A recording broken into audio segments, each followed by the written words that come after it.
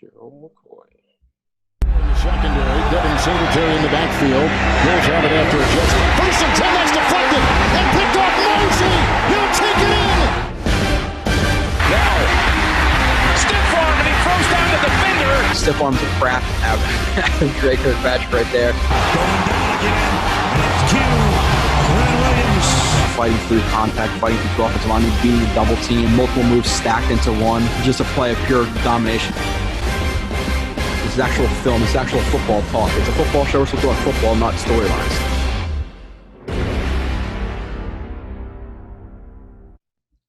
Hello, and you are listening to the third edition of Blewett's Blitz. If you're following TOJ Film Room, this is like the 68th edition I've done of like this YouTube breakdown type show. Today we have 41 plays of Breshad Perriman. Right now I'm getting to the draft guys. Just posted up Andrew Thomas, which will be on Jet X Factor website. Today, the full review, which includes strengths and weaknesses. Then we're looking like we're going to be doing Mekhi Becton. Joe RB31 on Twitter. You can follow Michael Nania at Michael_Nania. Jets X Factor is another handle. Robbie Sabo. JetsXFactor.com. Like I said, subscribe. It's $6 a month, $50 a year. We do a ton of things from player breakdowns to podcasts. There was literally just 2 articles on the website about Tom Hennessy long snapping and Trayvon Wesco blocking. Like, it's the most in-depth Jets website you're going to get. YouTube, you can type in Jets X Factor. The podcast is now Blewett's Blitz, where any ratings and reviews are appreciated. By the way, the 50th review, when it gets to 50, we're going to choose a random person of those 50 and give a free subscription to the website. So send out some reviews. You can also check out Scott Mason at Play Like a Jet. Just did a podcast with him breaking down Mekhi Becton. That's the housekeeping. Wanted to get that through that quickly.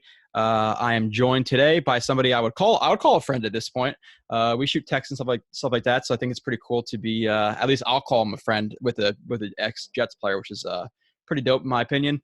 Marcus Coleman, 11-year NFL vet, mostly with the Jets, play with the Texans. And who was the other team you play with, Marcus? I know it was the Texans. You got drafted by the Dallas. Texans, right? And I got drafted by the Jets. Oh, well. See, I'm too young for you. I just get to watch highlights and stuff. Which, by the way, if you haven't checked out, I think it was on YouTube. The Jets played the Monday Night Miracle where Marcus Coleman got 3 interceptions. Was a really fun game to watch back. Even though that last interception, I'm not so sure. I think if it's a throw to the sideline, maybe he catches that ball. I don't know, Marcus. No, it's a PBU either way. Because I was right on him. Even if I didn't get the pick, it was going to be a breakup at some point. Yeah, no. So it was going to be a PBU either way. It was definitely fun to watch. But yeah, good show. And they'll be in field goal range at the 43-yard line. One more first down, and they'll be in field goal range from Marty. And that is picked off again by Coleman. Down by Coleman. And that time the play is dead at the 33-yard line because contact was made by Gadsden. Wow. You got to hand it to Marcus Coleman for hanging in there mentally. He made the play earlier to pick it off in front of Gadsden, and then he read the eyes of the quarterback here. And the route by Gadsden, another out route, thrown way too far to the inside. Life doesn't often afford you the opportunity to get off the hook that quickly. And there he is. So that is who we are joined by today. As you guys know, he's used to be the co-host with me. So we're going to get into a lot of Jets stuff. We're going to get into a offseason recap. Marcus stays connected with the Jets and kind of evaluates their offseason and their moves and all that stuff. We'll talk a little bit about the draft, and we're going to go right into the Breshad Perriman film. So let's start off with the some of the signings they've made, some of the re-signings they didn't make, and we're just going to run through some positions. Marcus, I'll highlight some signings. I'm not going to get into the contracts and things like that, but I guess in an overall sense, before we go position by position, what is your feeling with the Jets offseason right now? I mean, obviously there haven't been any splash free agents or high-end free agents that have been signed. This offseason it seems like it's been more signings based off of value, and you can look at the contracts and look at the guys that got signed. You're just looking more for value, and And I think depth, to tell you the truth, and that's just kind of the sense I'm getting from watching the guys being signed. Even some of the players that were on the Jets last year that got re-signed, they're only 1-year deals, or I think there was a 2-year deal in there or something like that. But, everybody's being signed for truly what, the organization feels like their value is. And I think they got some pieces, especially on the, across the offensive line. They're finally filling in, now whether these guys will end up being starters and being really good players, we'll have to see that, especially somebody like Fant. I'm not that I don't like him.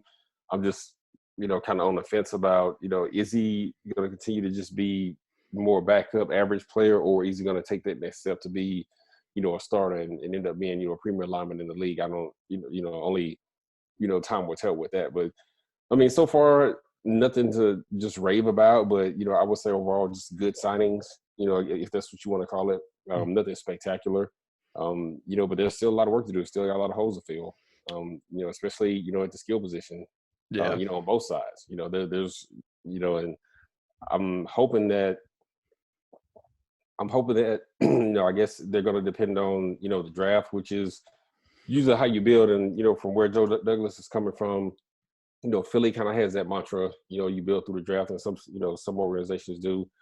As of late, Philly's been signing a lot of free agents, the last probably 3 years or whatever, but usually they build through the draft. So we'll just have to see how he's going to continue to play out the rest of the offseason and see who they draft, in what spots. But honestly, right now, I just say right now they're probably like C plus B, in free agency. It's kind of what the grade that I give them right now. Yeah, I think Joe Douglas is in an interesting position in my own opinion, just because he wants value contracts and he wants to build the right way. But at the same time, you kind of want to accelerate that at the same time, because you have Sam Darnold and you need to surround Sam Darnold. So maybe overpaying for a guy like Jack Conklin at $12, $13, $14 million is better than paying a guy in George Fant, who the positive thing with George Fant, I'm going to say this, consistently until I show you guys a film review, is 2018, he was absolutely brutal. Middle of 19, he took some steps in the right direction, and then by the end of 19, when he played the Niners in Week 17, and then played the Eagles in the wild card game of the playoffs, he took some legitimate strides. So I'm hoping he continues on that upward trajectory. And for a guy who was playing college basketball, only played 1 year of college football, and then has been a spot starter, he still has a lot of development to go. But we'll see. Connor McGovern, I'm not sure if you know much about him, Marcus, but he's like the only plus signing I think they made where he's an above average starter. Brought back Alex Lewis, re-signed or signed Van Roten to a friendly deal, I would say, at $3 million, $3.5 million a year. Right. And then the right tackle is still Adoga. So I'm hoping, which we'll get into the draft in a minute, I'm hoping that their plan is to draft a tackle at 11 still. You need guys in the trenches. You need to build from the inside out, in my opinion, especially for Darnold's sake, even though you do need to add some skill guys. But I'm hoping they draft that tackle, whether it be Thomas as a left tackle or Wirfs as a right tackle, whatever they're more comfortable with, put them there. And then you have Fant and Adoga, competing for that other tackle spot, and Fant might end up being a $2 or $3 million overpay as a backup swing tackle in the worst case scenario. So, we'll see what happens with that offense. We're going to get into Perriman, then we'll round into defense really quick. What are your thoughts about, which, like I said, we're going to get into a ton of Perriman film, but Robbie walking for about $10 million a year to Carolina, bringing in Perriman, what was your whole thought on that whole, kind of transaction? You knew Robbie was going to try to command. He was actually looking at somewhere between 14 and 16, from my understanding. Mm-hmm. But ended up signing for 12. Obviously, teams don't. I guess if you look at all the rest of the teams and kind of maybe even, and I'll speak for myself, kind of what I thought. I don't know if he was worth that much. In between the 14 to 16 range. He wasn't that kind of. He doesn't have that kind of production, and the stats and everything don't even back up. His I guess his reasoning or his agent's reasoning for trying to go after that amount. So I don't know what happened between he and the Jets, obviously, and I don't know what they necessarily offered him. But bringing in Perriman, I like Perriman, and I think towards the end of last year he definitely played well at the end of the season last year. Mm-hmm. I don't know.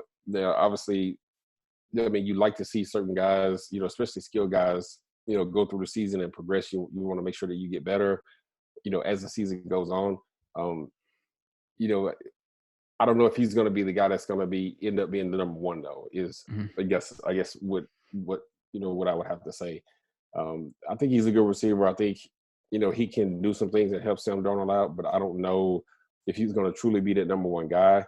So now, if I'm the Jets, to be honest with you, I'm trying to look into the draft to see if I can find a number one guy, to be honest with you, because I don't know if Perriman is that guy. I think as a vet and being in the league as long as he has, I think he understands the game and he can help out.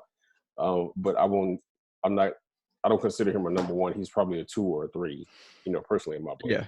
Yeah, I think for a really good team, he's like that number 3 field stretcher type deal, especially if he's healthy. And we're gonna watch him film. I was more impressed with the film as I went through it than I thought I would originally be. Where with guys like Desir, we'll have you back on for Desir in like June or July after the draft is all done and wrapped up, because he's gonna take the back seat right now. But I wasn't as impressed with him. He's reminds me of like a Morris Claiborne 2017 type vibe, where he's a bend but don't break type guy. But on the defense, overall, I think they did a pretty good job with some contracts, bringing back Jenkins for $5 million.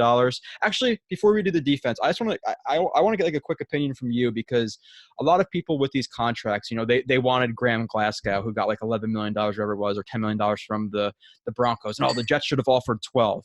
Robbie got $12 million the first year from Carolina. Oh, well, they should have offered him 12, 13. Why wouldn't he come back?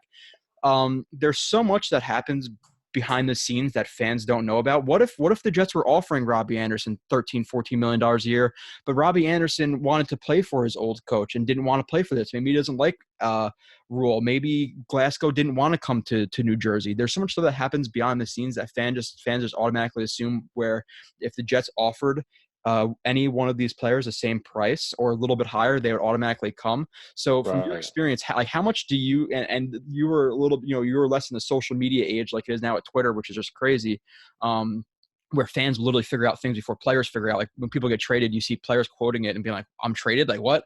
But it's like, how much goes on behind the scenes that like even the beat writers who are so plugged in don't know about, because fans automatically assume, okay, you know, if the Jets offered him $13 million, he would still be here, you know?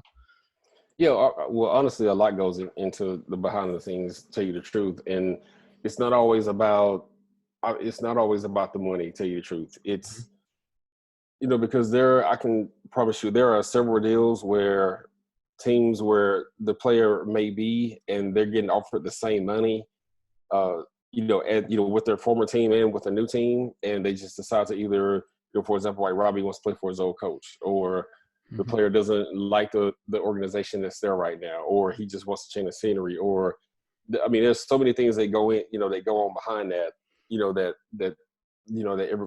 fans don't realize.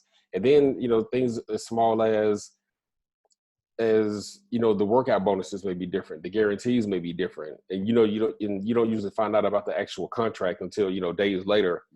But you know, during that, you know, particular time, like, yes, it just may offer him 12, just like Carolina did, but what do the guarantees look like? And then how is the contract structured? You know, is he getting more of his money up front, which I think is what happened in Carolina. He's getting more up front, you know, the first year or two or whatever it is that he would, in New York. So there's so many things that go back and forth, and usually it's the player, the agent, you know, and the general manager, you know, or, you know, some teams have, you know, an actual negotiator that handles that as well. That's going on behind that it's so much to keep up with, because these phone calls are going on all the time. I mean, these dudes are talking all day, all night, all times of the night.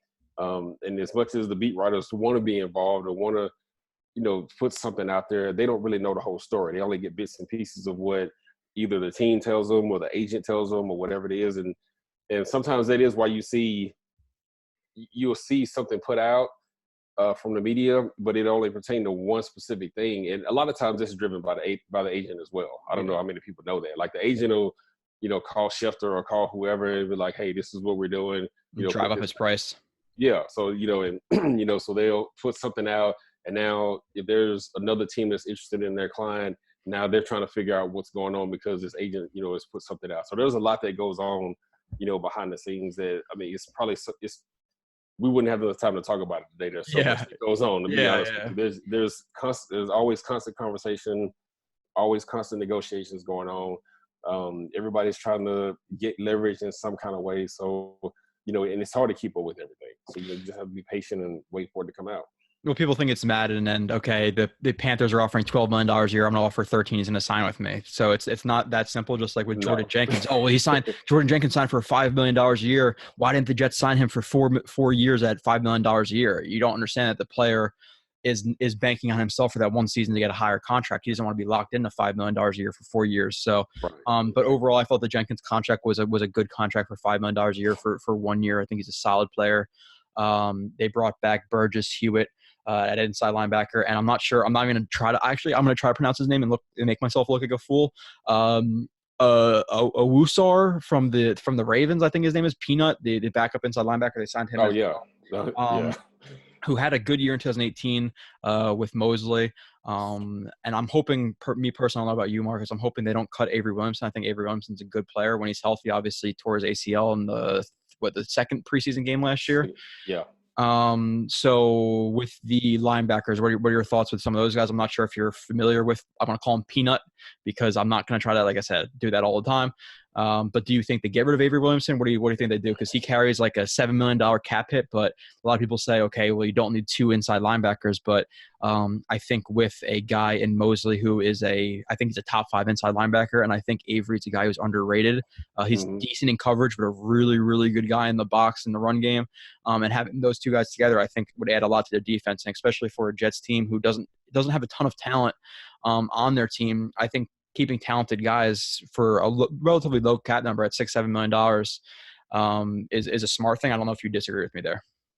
No, I think it's smart. I mean, and you have to, obviously you're in a waiting game trying to see how fast Avery comes back and, what his recovery is, coming off of that ACL. So you do make signings. Obviously you still have to cover your butt, more or less, to make that signing. So I don't think they're right now, I mean, based off of the kind of player that Avery is and the production that, he could potentially, have alongside with Mosley, I don't see anything wrong with, you signing a free agent, at minimum value, at least if Avery doesn't come along as fast as you're anticipating, or he's not where you think he's going to be, then now at least, you got your butt covered, until he gets back in and can, get back to full form, as he was. So, I mean, and with, just overall as the group, I mean, I think Mosley and Avery are the top 2 guys, as of right now.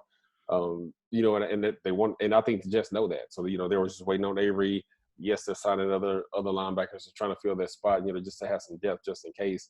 But for what they signed him for and some of the other free agencies they signed, I think Hewitt, the minimum value contracts that they're signing, I think it's smart. You don't want to go out and spend your money. Yeah.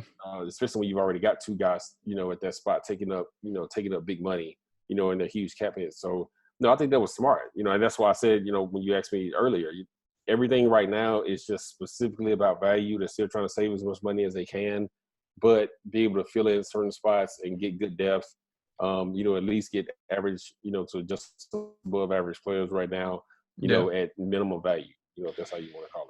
Yeah, and I think that offers them some versatility. I think Hewitt's a good depth guy, special teamer. Cashman is a 5th-round pick from last year. He offers some different traits than guys like Mosley and Avery Williamson and Burgess. So you have 6 inside linebackers right now. They're most likely cut one.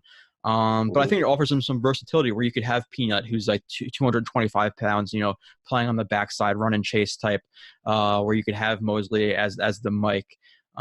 Diagnosing and things like that. And then I think Avery, you find a spot for him. I think having a guy in Greg Williams who's super versatile with his defense, it works. Say putting him as the Sam in an underfront, to set that edge. I think he's a strong enough guy to do that, to take on some backs and tight ends who are going to try to kick him out, or whatever it may be. So I don't think you just get rid of good players, especially a guy who in Avery Williamson seems like he's a good locker room type guy. Transitioning to 3 more topics before we get to the film, with the secondary really quickly. Safety is pretty much status quo. Just want to get your opinion on Jamal Adams. He's entering his 4th year. He wants a contract extension. Would you give him a contract extension? And then with the corners, like you said, I think they need to add more. They cut Tremaine Johnson, who was a no-show. He was absolutely terrible, the worst signing the Jets have probably ever made, or one of them. Roberts, they cut him for $7 million, I think $6-7 million a year. Well, didn't play well either last year, but they're super thin at the position now. They have Desir as the number one. They have Blessed Austin, who, listen, he played 3-4 good games at the end of the year, but he also has had multiple injuries in college, and he got benched in the Steelers game. So he played 3-4-5 good games, and people want to automatically assume he's going to be the starter when he got benched, and he has injury problems. So that's a super thin position. They brought back Poole for $5 million a year, which is a really good move. And my feeling with Poole is he was super inconsistent with the Falcons. The Jets signed him for $3.5 million. He had a really good year. They gave him $5 million a year. He's betting on himself, but people, why not bring him back for more money? The problem with giving Poole a lot of money for me is he was inconsistent his entire career. He had one good year with the Jets. So I don't know if he averages out back to what he was, or I wouldn't want to sign him to a huge contract. So kind of all of those topics intertwined. What do you think about Poole and cutting those guys? And then should they extend Jamal Adams? Well, I mean, the first thing I would say is, yes, you need to extend Jamal Adams, to be honest with you. He's more or less the cornerstone of the defense. Mm-hmm. You know what you're going to get, obviously when, if re-signing him to a long-term deal. Now, here's the thing. Just because of what he does, I think his value may be a little bit different. He's just a safety. Marcus, this I hear from Jets fans. You're not as plugged in with Jets fans. He's just a safety. You don't pay safeties that much money. That's all he does. He's a safety. Well, yeah, right.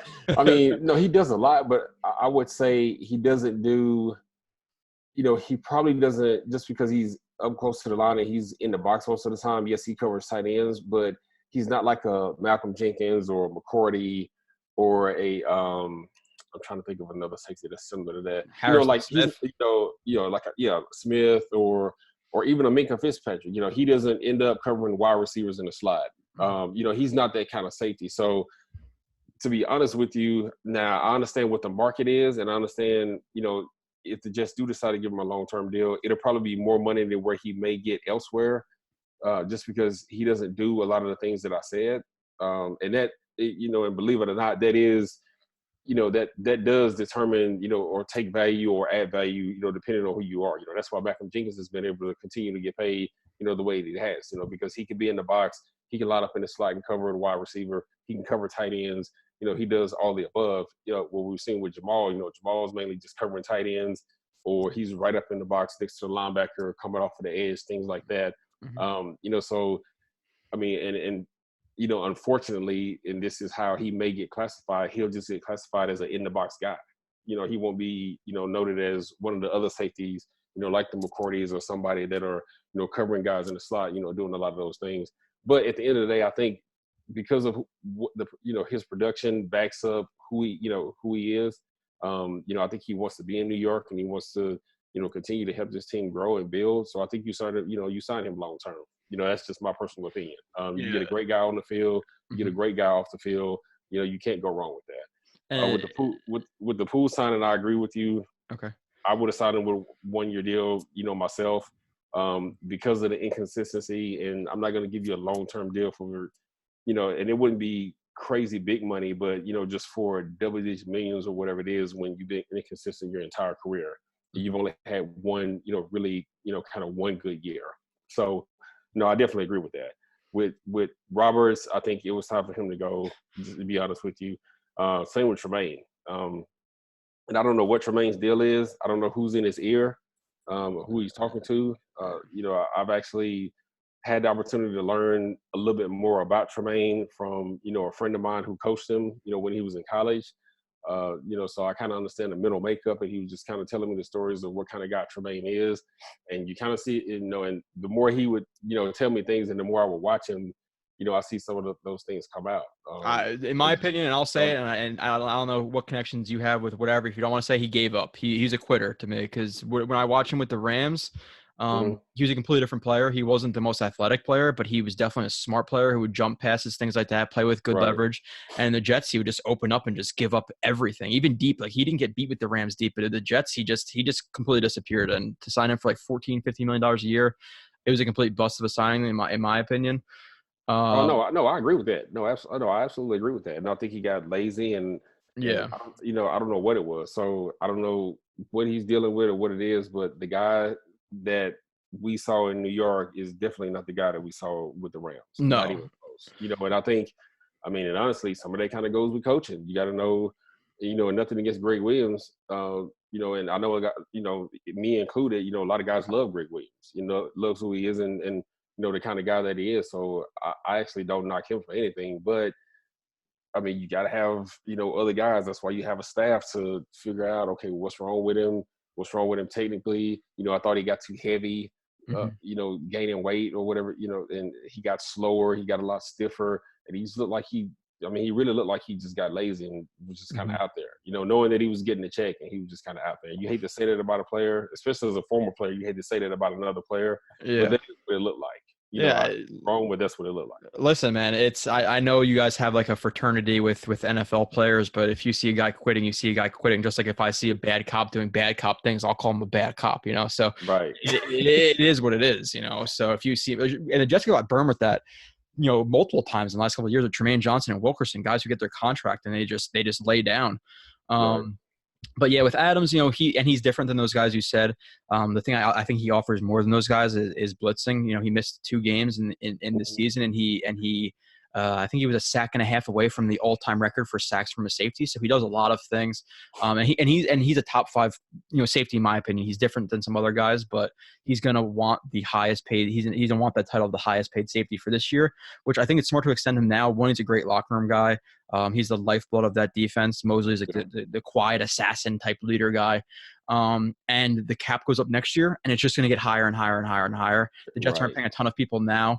So I think it would be smart to extend him and keep him around. He recruits free agents. He does things like that. Maybe not this year, but moving on, because we do want to get into the film. Draft. I know you were a guy who's plugged into college. You love college football, things like that. Do you love anybody at 11 for the Jets? Which they do at 11? And then are there any guys like in the 2nd, 3rd, 4th round that you love? Do you think they should really target, receivers? Because this is probably the deepest draft of wide receivers we've seen since 2013. Like, what's your overall thought on the Jets and their draft philosophy this year? Anybody you like? To be honest with you, there's there's actually a lot of guys that are like Teddy too. No, there really are. Before you get into it, who's your wide receiver 1? Because I wonder if you agree with me on wide receiver 1. Oh, coming out right now, I think it's Judy. Oh, there you go. Yeah, right. Right now, I think it's Judy. Yeah, I think it's Judy. I like Jalen Reagor from TCU. Yeah. And not just because I play with his dad, but the kid can really play. Like he can play every spot. Like he. The kid's phenomenal, to be honest with you. Obviously Judy's faster. I like Ruggs, as well. You can't go wrong with either of those guys. Really there's a lot of players out there that I like, and I wish I had my list in front of me who I can tell you who they are. But if you're talking about going wide receiver 1, especially at 11, something like that, if Judy's still there, you need to shoot your shot and go ahead and take it. Now, what about him versus a tackle? Because we I think we both agree, and you're a skill position guy, and I think you even agree that the most important thing right now would for Sam Darnold to get protection, because last year, I don't know if you're aware, because we stopped doing the show first week, first couple of weeks of the season, he had the least time to throw the ball from snap to hit in the NFL, and Le'Veon Bell he was contacted behind the line of scrimmage more than any running back in the NFL, which might be a little bit attributed to his patient running style. But still, let's just factor in, okay, Sam Darnold snap to throw had the least time in the NFL. So if there's a guy, I don't know what your feelings are on the top tackles, but if it's Andrew Thomas or Becton there versus Judy, who I agree with you is the best one, he's the best fit for the Jets, and he's the best receiver to me. Route running is prime in my opinion. Right. And listen, a lot of people compare Lamb to Hopkins. Hopkins has a lot more size than Lamb. There's a big difference there. Absolutely. Lamb is he's a little lanky. Like, he can make contested catches against guys, in college, but can he do that versus NFL corners who are 205 pounds, all muscle? I don't know. Ruggs he's more than just a speed guy. He's not John Ross. He offers some good route running and things like that. But Judy is clear. And I said it last show, Marcus. I was hoping you agreed with me that Judy is far and away my number 1. Yeah. What is your feelings on Judy versus, okay, let's say it's Becton or Thomas at 11 who are realistically going to be there? Because I don't think Wills or Wirfs makes it. Yeah, I don't think Wills or Wirfs make it either, to tell you the truth. And actually, I do agree with you. I mean, just because of the position the Jets are in, if Becton is there, then I think you go ahead and take him. Mm-hmm. Even above Judy. And I know that's. I mean, that's a tough position because then obviously, and somebody else ends up getting it. But Yeah. but you need to protect. You need to protect your quarterback. Especially based off of the stat that you just gave. And even when we've done the show before, usually Sam Darnold's always running for his life. In some form or fashion. Oh yeah, we watched plenty games together. We watched plenty games together. Yeah. So I would definitely go with Becton. If he's there, you take him. Yeah, because I don't think Warford Willis lasts. Tell you the truth. Now, if any of those three are there, now you got a decision you got to make, and you definitely take one of those. I'm so high on Wills that if he's dropping to 7 or 8, I wouldn't be mad if the Jets traded up. I think Wills absolutely trade up and get him. I totally agree with that. Yeah. If he's there and he drops a little bit, you trade up and get him. And I don't disagree with that. The good thing is too with this draft in terms of receivers, guys you're talking about, whether it be Rager or Mims or Van Jefferson, those guys are going to be available in the second or third round. So in my personal philosophy, what the Jets should do, which doesn't mean shit to the Jets, let's be completely honest, is grab that tackle at 11, and then they have 3 more picks in the top 100. Grab 2 receivers, and then whatever's like best available, outside linebacker, corner, maybe to inside, interior offensive lineman, whoever it may be, center, offensive guard, whatever. Right. And Judy, in my opinion, and I'm going to do his review, coming up relatively soon.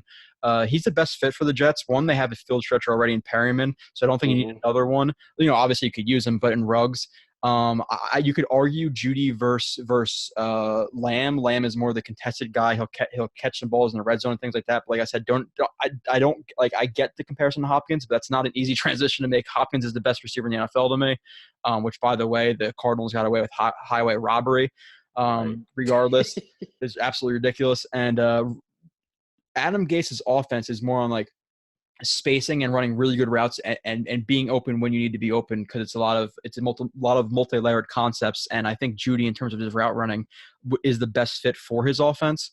But it's going to be interesting. Like we were talking about before we started recording, it's going to be interesting to see how they do the draft. And like I said, maybe if they draft a guy like Judy or Rager or whatever, you can come back on and break down some of those guys. But last topic before we get into the actual film of Perriman, free agents, are there any guys out there that you'd be interested in the Jets, signing? In my opinion, guys like Vinny Curry, outside linebacker, who's a good like spot guy who could rush the passer.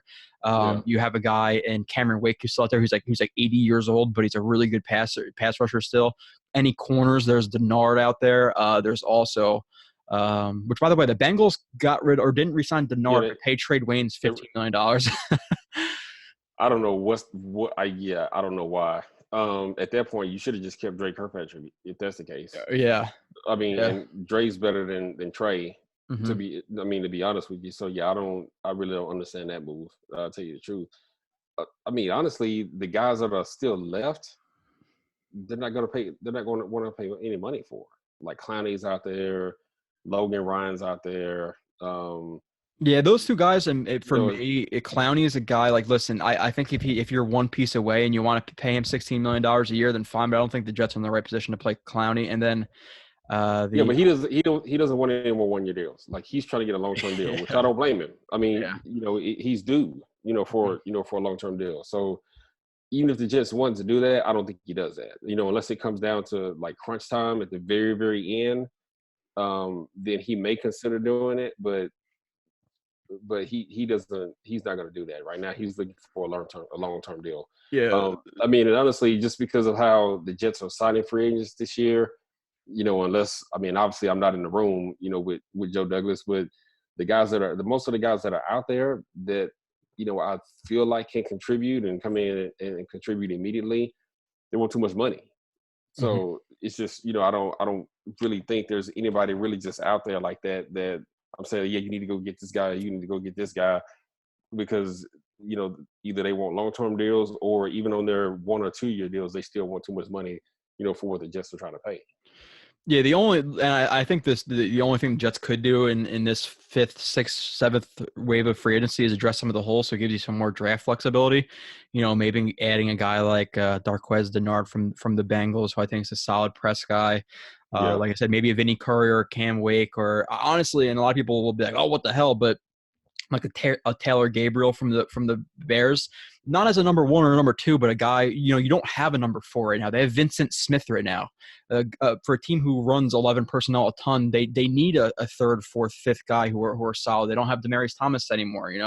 Robbie Anderson's got Quincy Nunwa is a guy who is great when he's playing, but he hasn't been healthy in 2 years. So it's concerning. So I think addressing, corner, outside linebacker, receiver, and maybe, and this is my opinion, I think, and this is the last thing I want to talk about, I think adding a guy like Jason Peters, who's 38 years old, but still a top 10, 15 tackle, in my opinion, it would be smart to give them draft flexibility. Because let's say if there is a guy like Thomas there, who I don't necessarily think fits the Jets zone scheme greatly, I think he's more of a power gap counter type guy than he is a zone guy.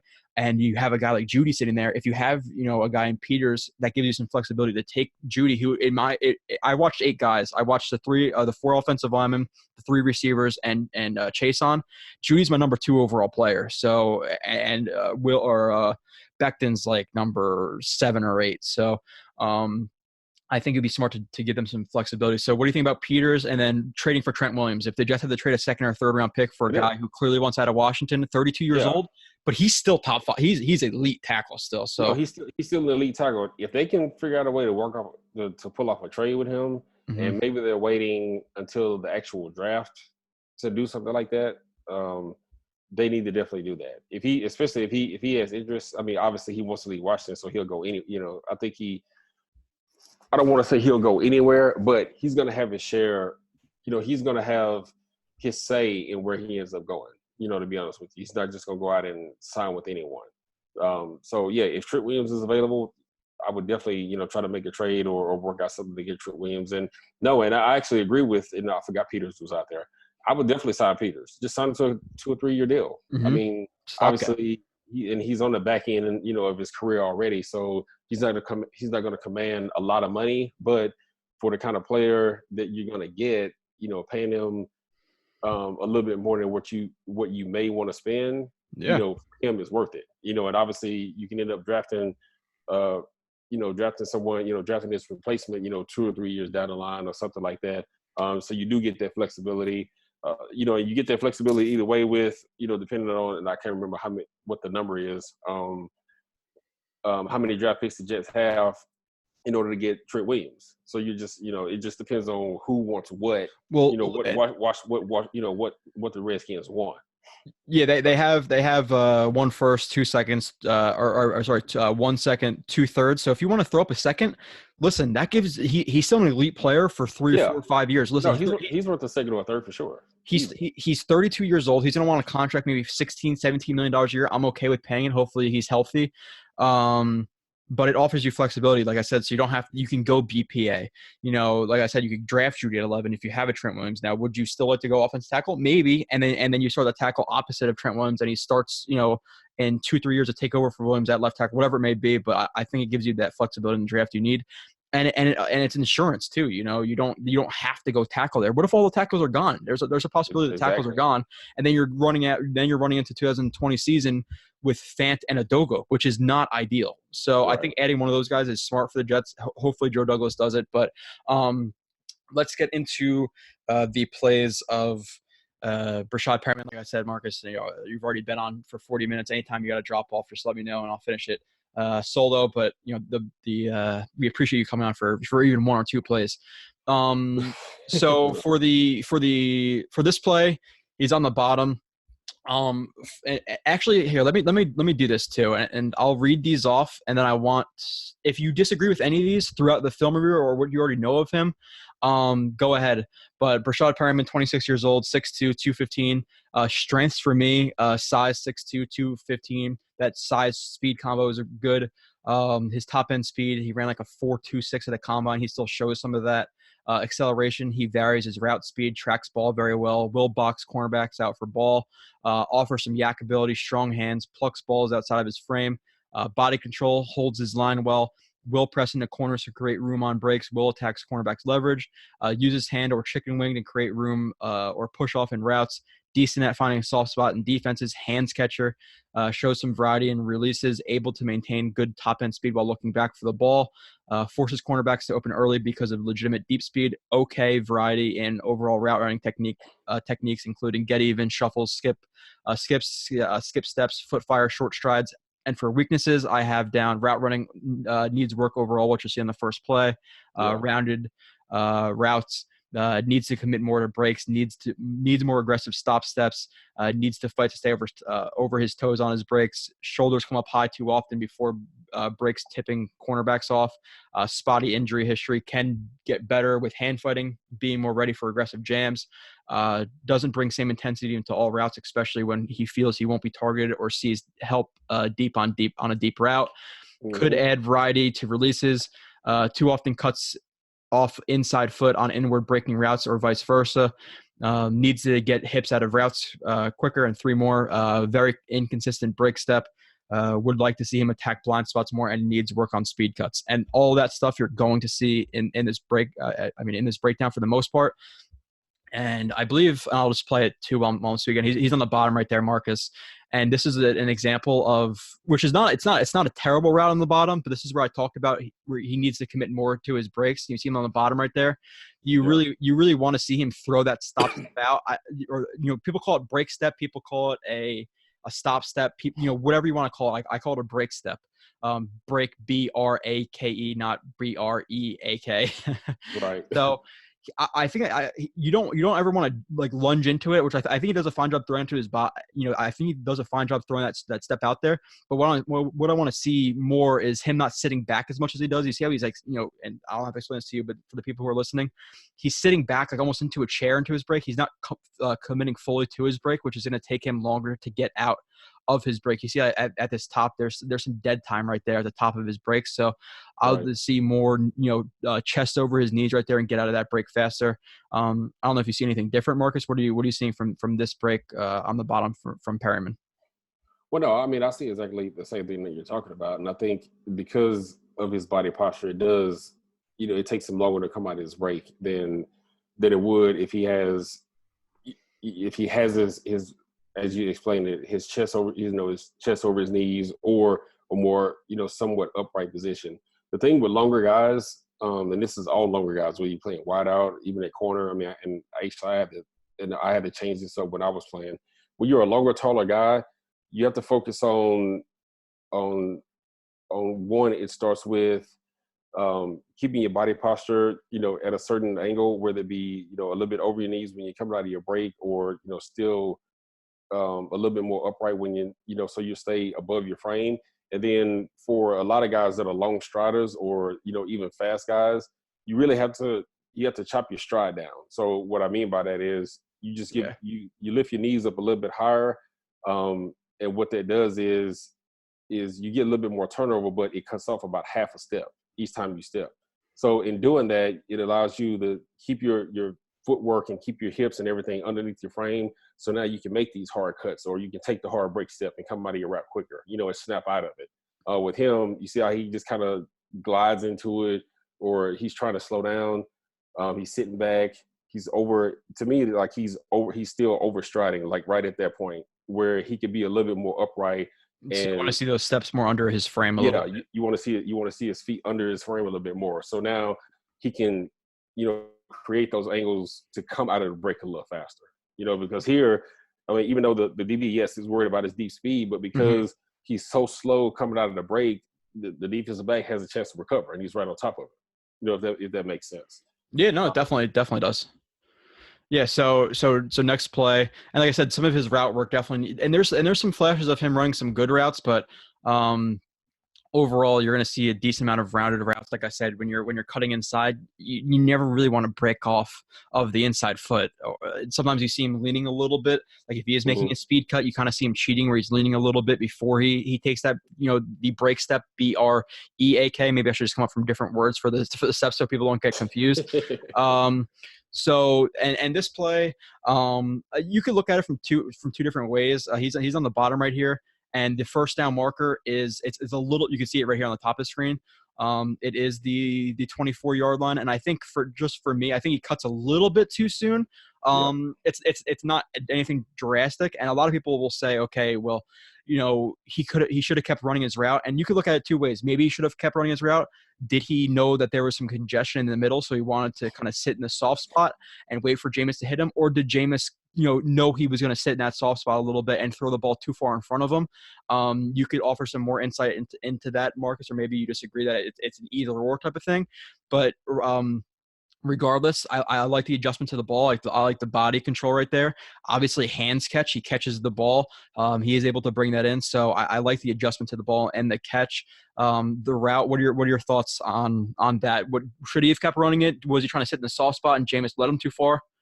Well, I think he cut it off too short, and I'm sure Bruce Arians jumped his ass about it as well. Before the first down marker you're talking about. Yeah, I mean, you at least want to be a yard. You want to make that cut at least a yard above the first down marker. Mm-hmm. And if you look at the throw, I think that's what Jameis is expecting, to tell you the truth. If you look at the angle of the throw and the trajectory, he's expecting Perriman to be a little deeper than where he is, and if he's deeper, even with that safety coming over late, that safety is not going to get there. Because Perriman's going to be higher than he is.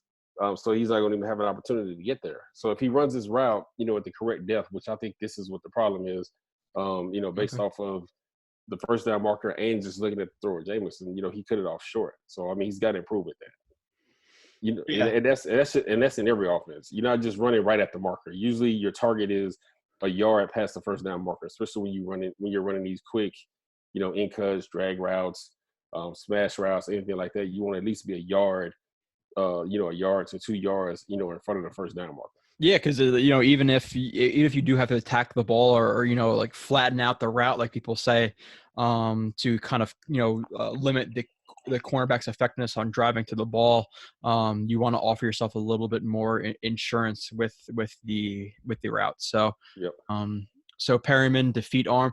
I marked this down as a bet. I don't remember exactly what this play is. Let's see. So he is going to be. Let me play it. I can tell by his strides. Should be at the. Let's see here. Hold on. He is the outside receiver. Okay, yeah. So he's the outside receiver. The one thing I think so right now he just speed release, he comes off the ball. I think he sells vertical, relatively well, shoulders down right here. His shoulders do come up pretty high before he breaks. A little bit too soon for me personally. Before he breaks, he's tipping off a break. You can see the quarterback gear down a little bit. And with this break, this is where I talk about him kind of, you see him, he's almost leaning into the break a little bit, and he cuts off of his inside foot.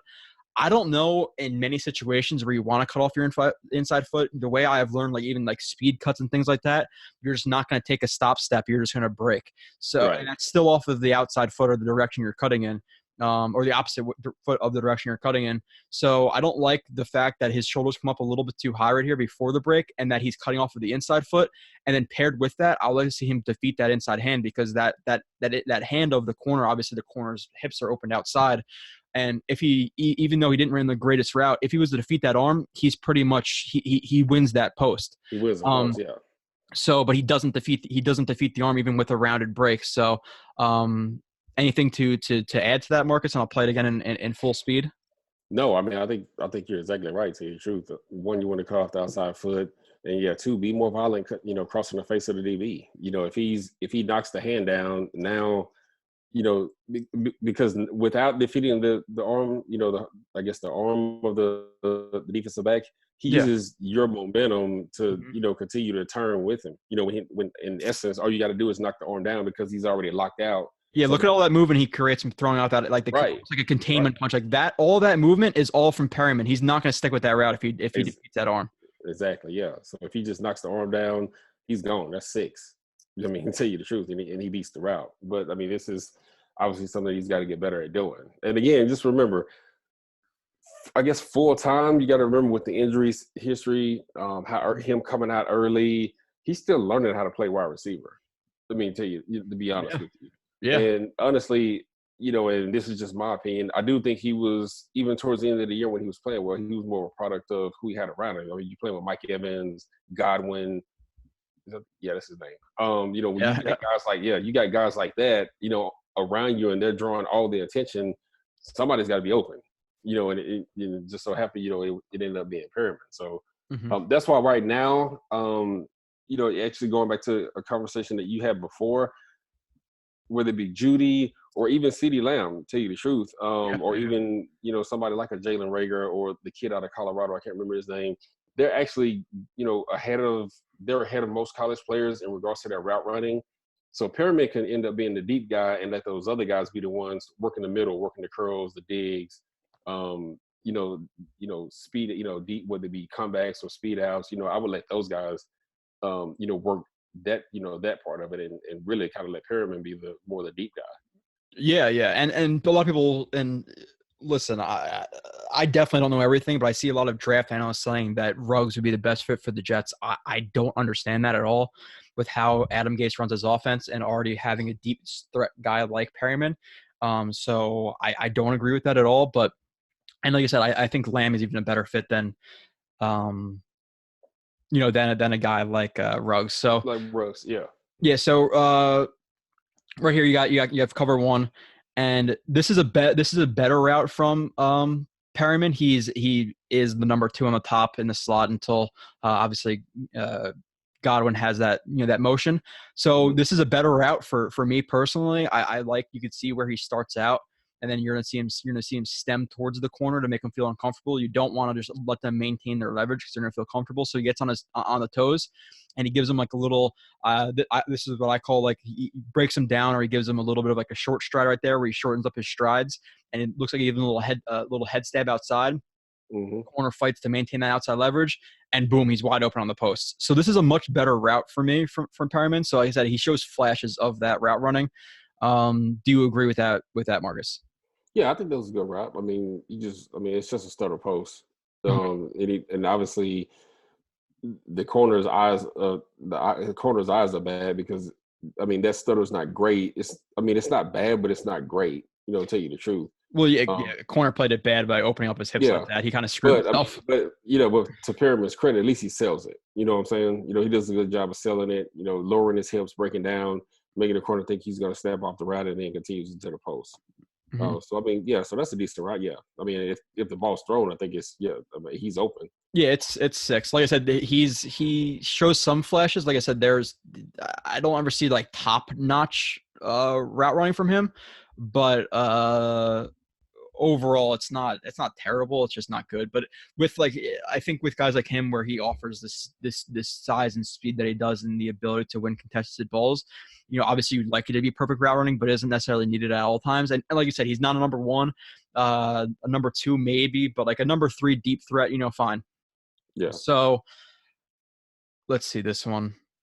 All right. So yeah, this is a play that I knocked him for in terms of route running, as well. Again, I don't think when he comes into this break like a short in, he doesn't commit fully to the break again.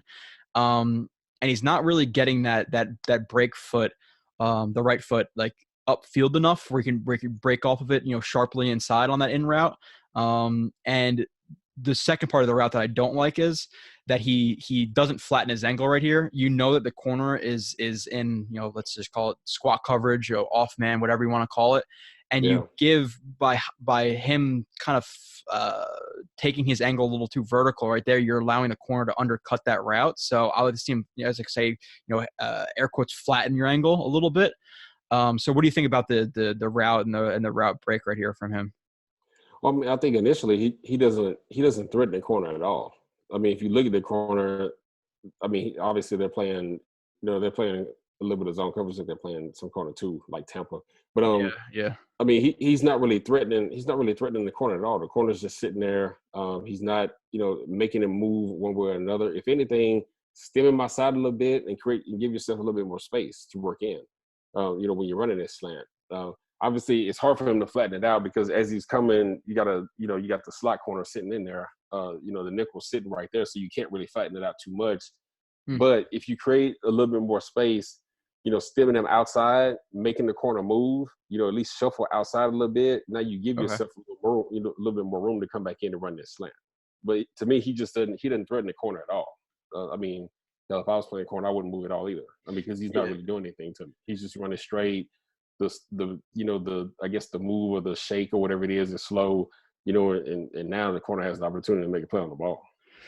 Yeah, it's and even with like his break a little bit, like I think he doesn't commit to the break. He's already kind of leaning out of the break before he commits to it. So it makes it kind of like see how like it's pretty rounded right there. It's rounded, yeah.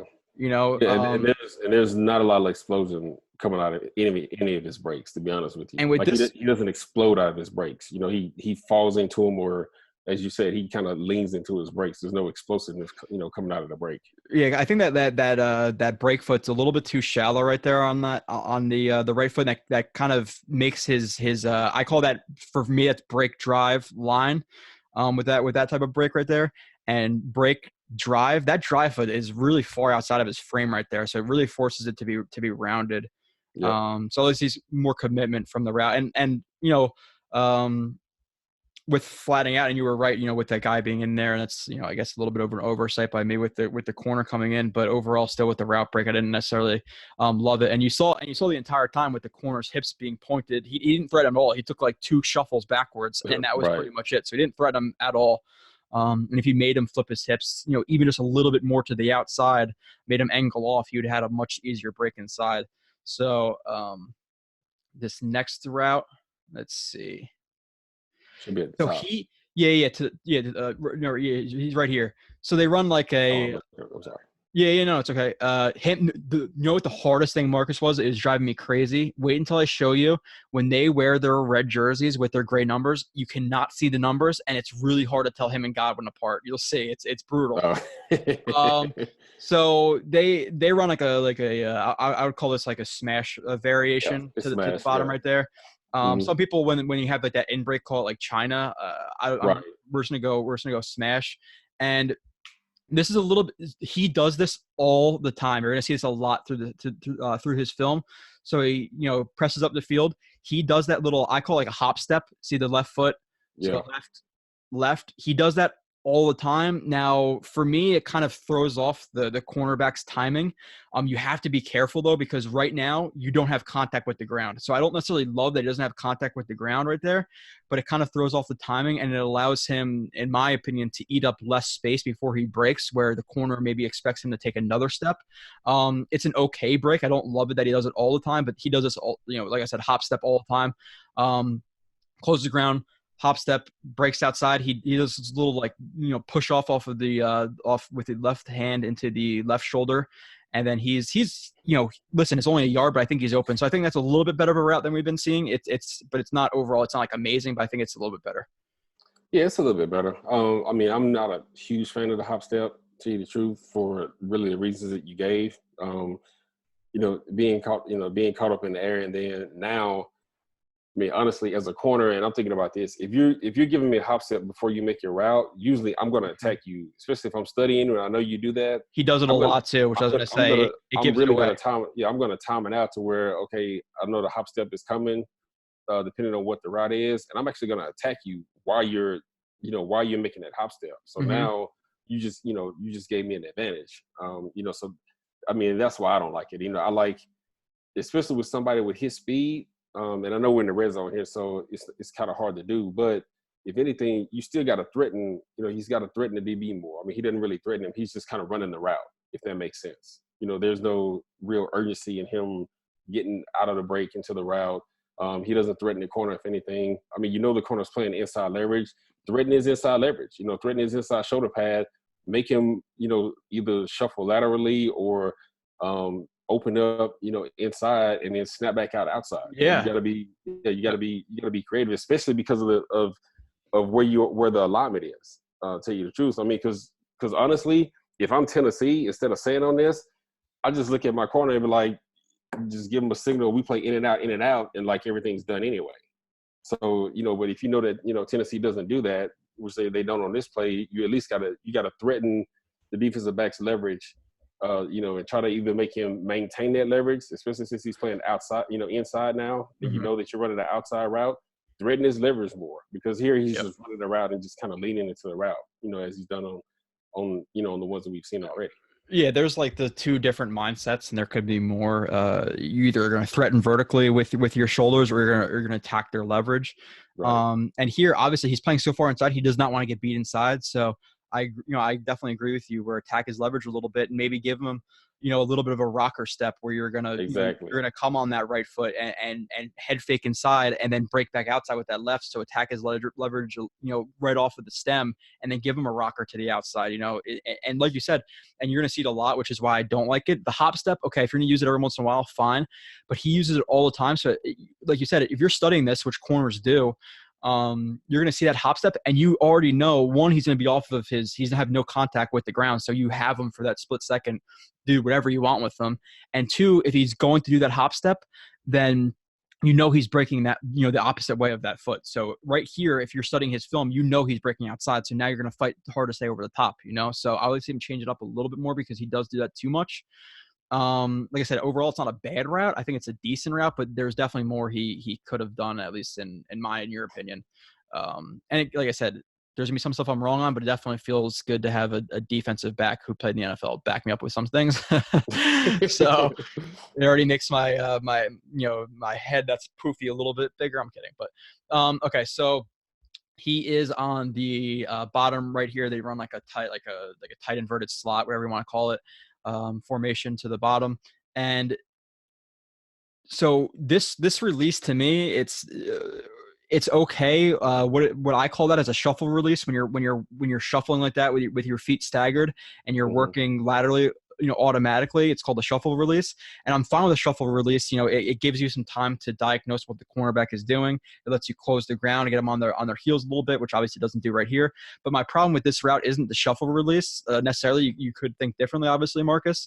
My problem is when he's closing ground like that, he needs to be, and I like how he's pumping his arms kind of, but he needs to be more ready for that punch. If you're going to close ground, you got to be ready for that punch. He gets punched. The cornerback lands both hands, which the corner has to be careful. You shoot two hands, it locks your hips. He gets both hands on, he completely shuts down the route. So I don't have issues with necessarily the initial release, but he needs to be ready for those hands and to break. Yeah, I mean, I guess the only thing that I would say I don't like that release in that situation is just because of the alignment. Because you really, when you're doing the shuffle release, you need more room, as a wide receiver to truly commit to, to truly try to make the defensive back move. Just because of the alignment and the tight, the stack split that he and his teammate have, he doesn't have an opportunity to give, threaten the defensive back in any kind of way, laterally and make him get off in his spot. So now the DB knows, all right, he's got a guy behind him, but he sees the wide receiver, right off of Perriman's hip. He doesn't have to move that much. So now, that's why you get the quick jam.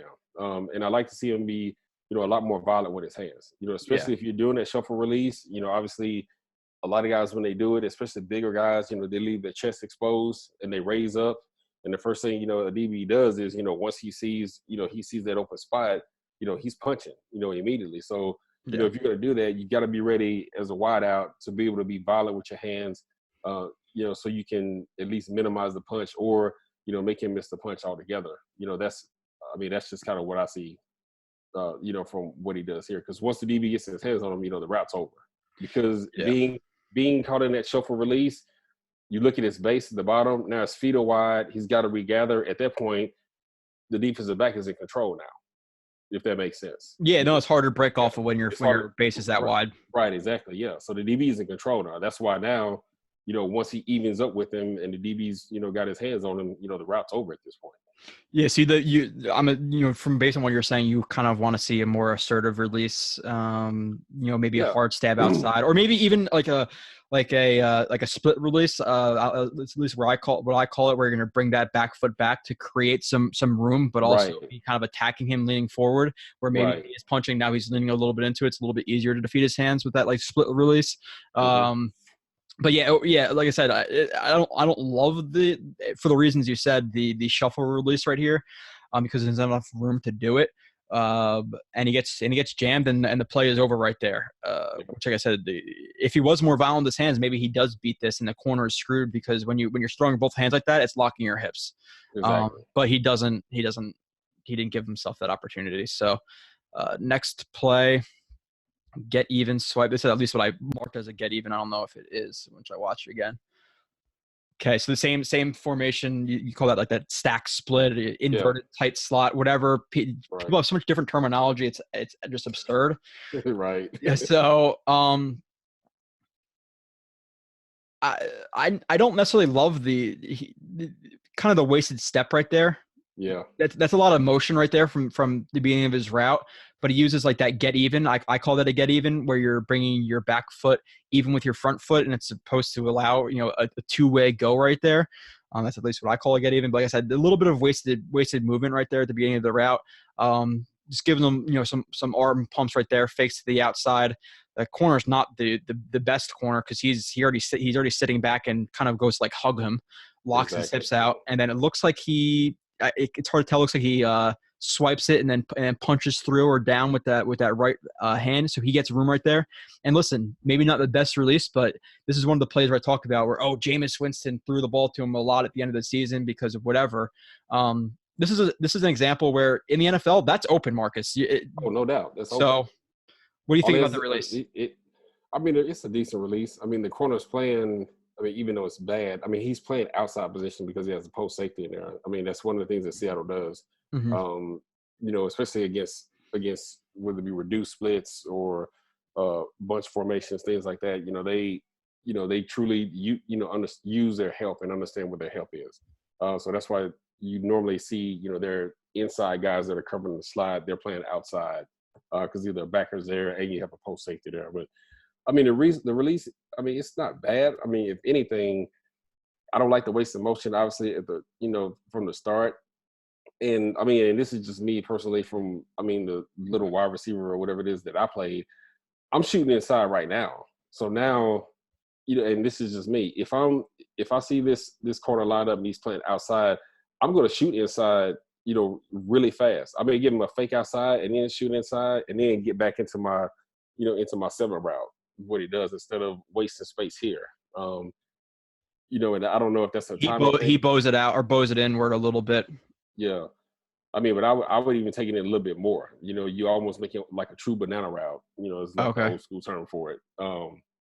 Because here, I mean, even though, yeah, that's open, I agree with you. If the corner is playing, just in a little bit better position, I mean, that's covered. And you don't really, you got to threaten the DB like one way or another, because any crossing route or anything like that, yes, the DB has to get ready to run. So if you're threatening them by doing a speed release, so now when you snap back on the 7 route, most of the time as those corners, they get caught behind. So now you're really ahead. So I just like a little bit more urgency. Especially if you were to give them if you were to do that speed release, get it, stack them fast. And if you were to stack them, give them like a bam step, head fake to the left with an elbow jam to the right, with a hard step off of the left, and it kind of throws off the corner. So if you're to give them like a stacked bam step on top of that corner route, I think it would be more effective. And again, even if you look when he's running into the route, he's not even really, he doesn't do anything. He's just running the route. Yeah. There's a difference between running routes and just running the route. And I know that sounds. No, I get it. I know it sounds. For a lot of people it may sound weird, but anybody can just run a route. Mm-hmm. You have to run the route, with urgency and have a purpose when you're actually running the route and you're committed to the route. Yeah, I was trying to. I was, and Scott Mason from doing a podcast. You guys did like the look back at the Monday Night Miracle, whatever you did, like play by play. Yeah, we were doing a podcast on Tristan Wirfs, and I was saying because of his wrestling background, even when he's off balance, he's still kind of on balance, and it's really hard to explain to somebody. But I was like, I don't know how to explain this, but he's on balance even when he's off balance, which makes little to no sense. So I'm just gonna run this play through. There's not really much that needs to be said with this, minus the fact that I like that he continues with the play. He's on the bottom right here. That's really it. I want to add this just because it's a lucky play. Breaks inside quickly on you call it a quick slant off of that one step. And they run to me what I call a scissors concept to the top. Yeah. And the ball gets tipped by Winston just chucks it up. Ball gets tipped, and I like how he stays in bounds and catches the ball. I don't know if you like to see this when you're scouting guys and things like that, but I like to see a touchdown like this. So. Yeah, I mean, you got to finish the play. That's really it. From both sides. You know, DB, if you go catch it or knock it down, do either one. And if you're wide out, balls in the air, go make a play on it. Give yourself a chance. So, yeah, I definitely like that. You know, staying with it, finishing the play. I do like that.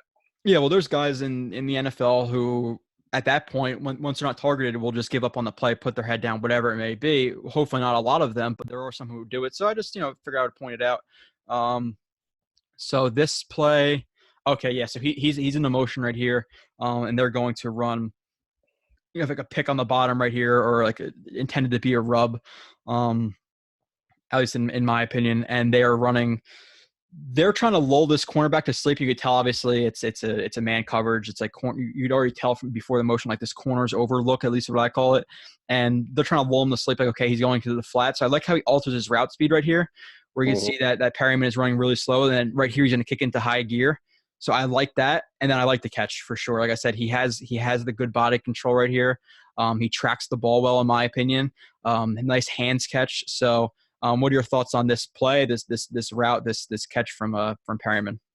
Well, no, it's actually a good setup. I mean, it's all it is it's just fake screen and go. And he does a good job of at least slowing down, selling the effect that, okay, I'm going to block the other DB. So he does do that well, and the corner does slow down, which is where Perriman catches him. So once he takes off now, boom, the DB is looking back for whatever reason. Trying to see the players that are staying on Perriman, and Perriman does a good job of selling the route. And definitely, great catch with the hands. Good body control. Making the adjustment, keeping your feet in bounds. These are things that I think he is good at doing. To tell you the truth, this part, just because of what he did in college. He did a lot of this in college. This is just kind of his thing. More so than the actual route running. That he needs to improve on. He's definitely good at controlling his body, definitely catches with his hands. So, and I think, this clip shows that. Yeah, and the good thing about the catch too is he's not just catching the ball. Like, this is like the little things that I'm sure that you look for, that I personally look for. I like how the hands are tight right here, and he catches the tip of the ball. He's not catching the middle of the ball, the backside of the ball. I like the catching the tip right there. Good sideline awareness, get his feet in. So there's, like I said, there's definitely some good things he offers. Play 11, open in at least what I call the honey hole. So cover 2, you have the curl flat, the cloud corner on the bottom, and this is another one where he uses this is almost like I call it like a skip step right there. Yeah. Where he's not bringing that left foot fully up in front of it. He's just bringing it halfway to kind of skip off of it. Like I said, that's like a skip release, whatever you want to call it. That's what I call it. So uses that. He obviously comes off the ball. He's threatening the DB a little, not too much. I like to see his shoulders maybe even a little bit more down. Uses that little skip step or skip release, I should call it. I guess that's more of a skip release than a skip step, because I call the other thing a skip step. Does that. The corner's not playing this well at all. In my opinion, really leaning. Not at all. Really leaning for that. He defeats the hands with, let's call it a double swipe, and gets passing. He's open in that honey hole in the Tampa 2 defense. Yep. I think the release is okay. I think the corner kind of plays it a little bit more, like worse than I think he plays it well, in my opinion, watching it again. Yeah, no, I think it's more in the corner. I mean, because the corner should be he should be funneling them inside. You're playing Tampa. He's playing heads up to inside. Yeah, he's playing heads up to inside. Yes, you want to – I mean, obviously the threat of the slant is there, but, you always want to make sure, especially where Perriman is lined up, you lined up head up to outside, so you're rerouting him, inside to your safety, to where all your help is. I think this is more on the corner than it actually being a great release. Yeah, and like I said, the release is okay. Like I said, I was just showing some variance in the release. Like I said, this is a skip release to me, where that right foot is going to jam hard outside, whatever, and then that left foot's not going to come fully up, and he's going to skip off of it. So they call it skip release, double swipe, and then he gets open. Not great by the corner. Like I said, he should be playing outside leverage, especially in a cover 2, because even if he is to beat you inside on a drag or a short slant, whatever it may be, you have guys inside where you rally, you make the tackle. You don't want to get beat deep right there. So not a good play by the corner. So let's see play number 12. Short arm release. All right. So he is on the – this looks like him to me. All right. I think he's on the bottom. Okay, yeah. So this is what I call a short arm. When they're going to be outside leverage, you're going to have an aiming point of a yard or two, past that short arm, and this is what I call the short arm when you're outside leverage. So it's a short arm release. He attacks 1 to 2 yards outside of his initial alignment, gets him to obviously shuffle outside. The corner doesn't have his hands ready. I like to see him try to get his hands on right here. He allows a break, right inside of him, but he uses a short arm. He widens him out a little bit. I don't know. Let me see his feet right here. My computer screen is a little bit weird. Again, he used that short arm, but he uses that skip step again right there. I kept talking about it, Marcus, with that hop. I don't love that. How he's no contact with the ground right there. But again, it kind of throws off, I guess, the cornerback's rhythm, and it allows him to make a quicker break. But the corner doesn't play it too well. But I think it's an okay release with the short arm. Yeah, I mean, at least he threatens him there. He threatens the corner's leverage. What I would like to see him do is once he does create that space, boom, with the swipe, now stack him right now. Yeah. Instead of just running down the field. Yeah. You know what I'm saying? Right after you make this move, boom, you get the swipe. The corner's behind you now. Yeah, go ahead and stack him and cut him off. So now you create separation. Obviously the corner's behind you, but you give your quarterback an opportunity to throw the ball outside, which is where the landmark is anyway, and it's away from the post safety. So you do 2 or 3 things at one time just by stacking the corner. But I do like the way that he actually he attacked the leverage this time. He at least made the corner move, attack him, boom, knock the hand down, and then once you knock the hand down, but I like to see that arm. I like to see it more. Don't just swipe it wide like he did. You want it to be within your running motion. So the swipe is down, with your elbow tight, tight to your body frame, swiping it down, then taking the angle to stack the DB. The one thing with the swipe too is from what I've learned, when you see those swipes, you don't really want to see the arm extended and that smooth, you don't want to see the arm from you'll see my mouse. You don't want to see this arm extended because that's really limiting your area of effectiveness. Where if you were to kind of chop it down where your arm was more bent, you cover more area. So you don't have to be as accurate with that hand, because right here you're only going to swipe that one tiny area. Where if he was to keep it a little bit tighter, like you said, and maybe swipe it more down with I'm not good with angles at all. I'm not good with it. But if he was to swipe more with his arm down to the ground, with his forearm down to the ground, it kind of covers more distance or more ground. Like you said, you're saying right here, you want him to work to stack him over top. Yeah, go ahead and stack him. Yeah, take the angle and cut him off. But again, so it's not the perfect route. It's okay. It's an okay route. Like you said, I think he does a better job with, attacking the cornerback's leverage. This is why I say you want to stack him. Go back and slow it down, right? I'll tell you when to slow it down or when to stop it. Keep going. Now go into the route. So when the ball comes in the frame, that's when I want you to stop it. Okay. So you see the ball, right? Stop right there. Okay. So if you stack him, like we were talking about, look where the ball is and look where he would be. Yeah. Because that's where quarterbacks are taught, especially on deep routes versus pro safeties, you want the ball to be high and outside. Is 2 yards from the sideline. Is kind of the landmark. So if you stack the wide out, now you actually get back on your landmark. So now you created space from the post safety, and you've come back into alignment to where the quarterback wants to throw the ball anyway. Because he's inside, that's why, because of the trajectory, he can't get back out there. And it's probably like a yard overthrown, but at least he would have a better opportunity to get there if he would stack the guy up and get back outside to that landmark. Yeah. No, I completely agree with that. Let's see, play 13. This is where I'm going to say he needs a little bit more work in his route stem, at least from what I'm seeing. So he is you have a bunch set, and he is the outside receiver. He's the number one. It's just easy to say, at least 1, 2, 3. The guy farthest outside is the number one. So he runs it's an out route with that the outward stem right there. Again, I don't love the top of the break there, Marcus. I'll play it a couple of times again so you can run us through what you're seeing there, but I don't think he does enough with his stem and his route manipulation. I think his shoulders come up a little bit high, et cetera. Right. The cornerback is able to get hands on. Now it is a pass interference, but I still think he could have set this up a lot better.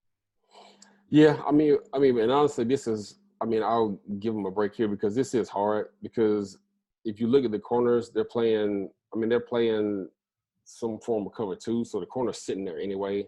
So the corner's not really threatened by anything because he's got the flat seek on 7 route, anything like that. But because they're running, the combination that they're running here is they're running out, speed out with I guess it's supposed to be like a deep 7. Or if they're running double out, he's not really threatening the corner that much. This is actually hard for Perriman. It definitely is because he's going to fight to maintain that outside leverage because it is, like you said, a cover 2 look.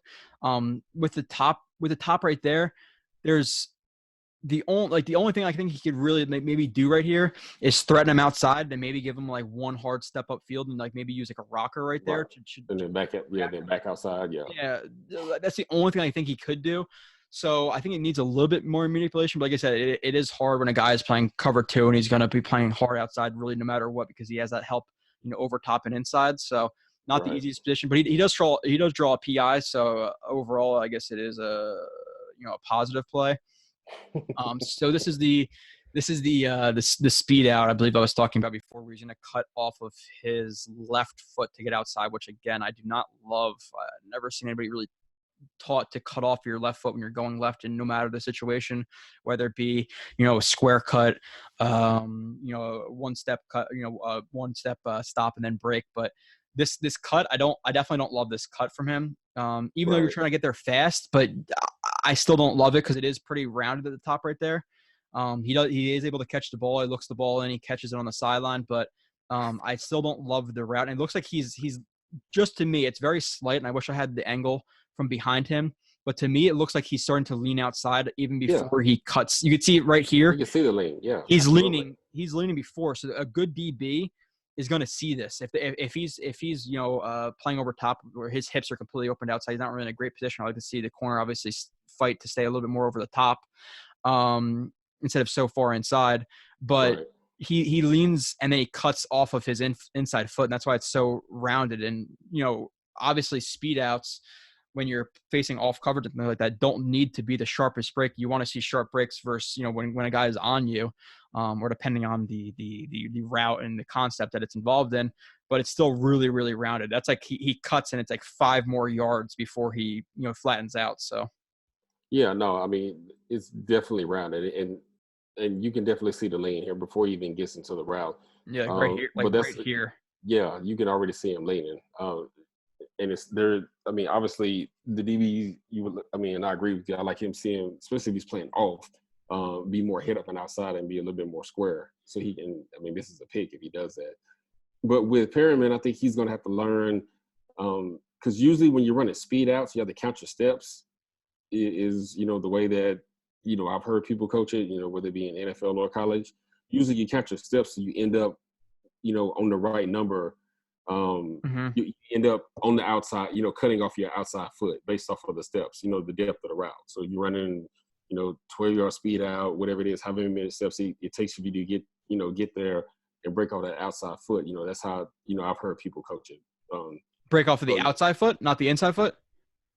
Yeah, when you're running the speed, the inside foot. I'm sorry. Oh, yeah. The break off of the inside foot. So, yeah, I mean, he's got to learn this is his fifth kind of steps. That's his 5th inside step, and that would be his 6th inside step. So maybe it's supposed to be the 6th or 5th, but like I said, that even though, like I said, it's supposed to be a speed out, so it's not supposed to be okay. Cuts on that 45 and stays in the 45, so it's to be really sharp on like a square cut, but that's like a good 3-4 yards before you that's like 3-4 yards. Yeah, no, yeah, that's a good 3-4 yards. Yeah. So again, that's why I said most guys count their steps, or they're taught to to count their steps. Now this is a good part of it though. Look, he always looks the ball in. Good sideline awareness, drags that foot. So good job there. But overall, I think the route could use some work right there. So yeah, agreed. Let's see. Deep over. Got a ton of routes. All right. So again, he's in motion. this is a play where there wasn't really much to this play in terms of his route. He threatens deep in the corner, just automatically just opens up and gives him the inside when he's angling off like that, especially to a speed guy like him. Right. So maybe he uses a weave where he stays more over top or whatever it may be. But he just gives him in the inside on that deep over. And the thing I like about the play is the end of the play right here, where the ball that's kind of been an awkward spot for him to either overhand or underhand catch it. Where something like that middle zone, like by her hip, it's kind of hard to decide. I don't know why I just said hard like a Canadian, but it's hard to decide whether to catch it overhand or underhand. So I like that he drops and he catches it, but he's more like cradling that ball right there. So I like his adjustment to the ball right here at the end at least. No, definitely a good adjustment to the ball. And quarterback does a good job of. I mean, he probably could have, given him a little bit more room, to the outside, but.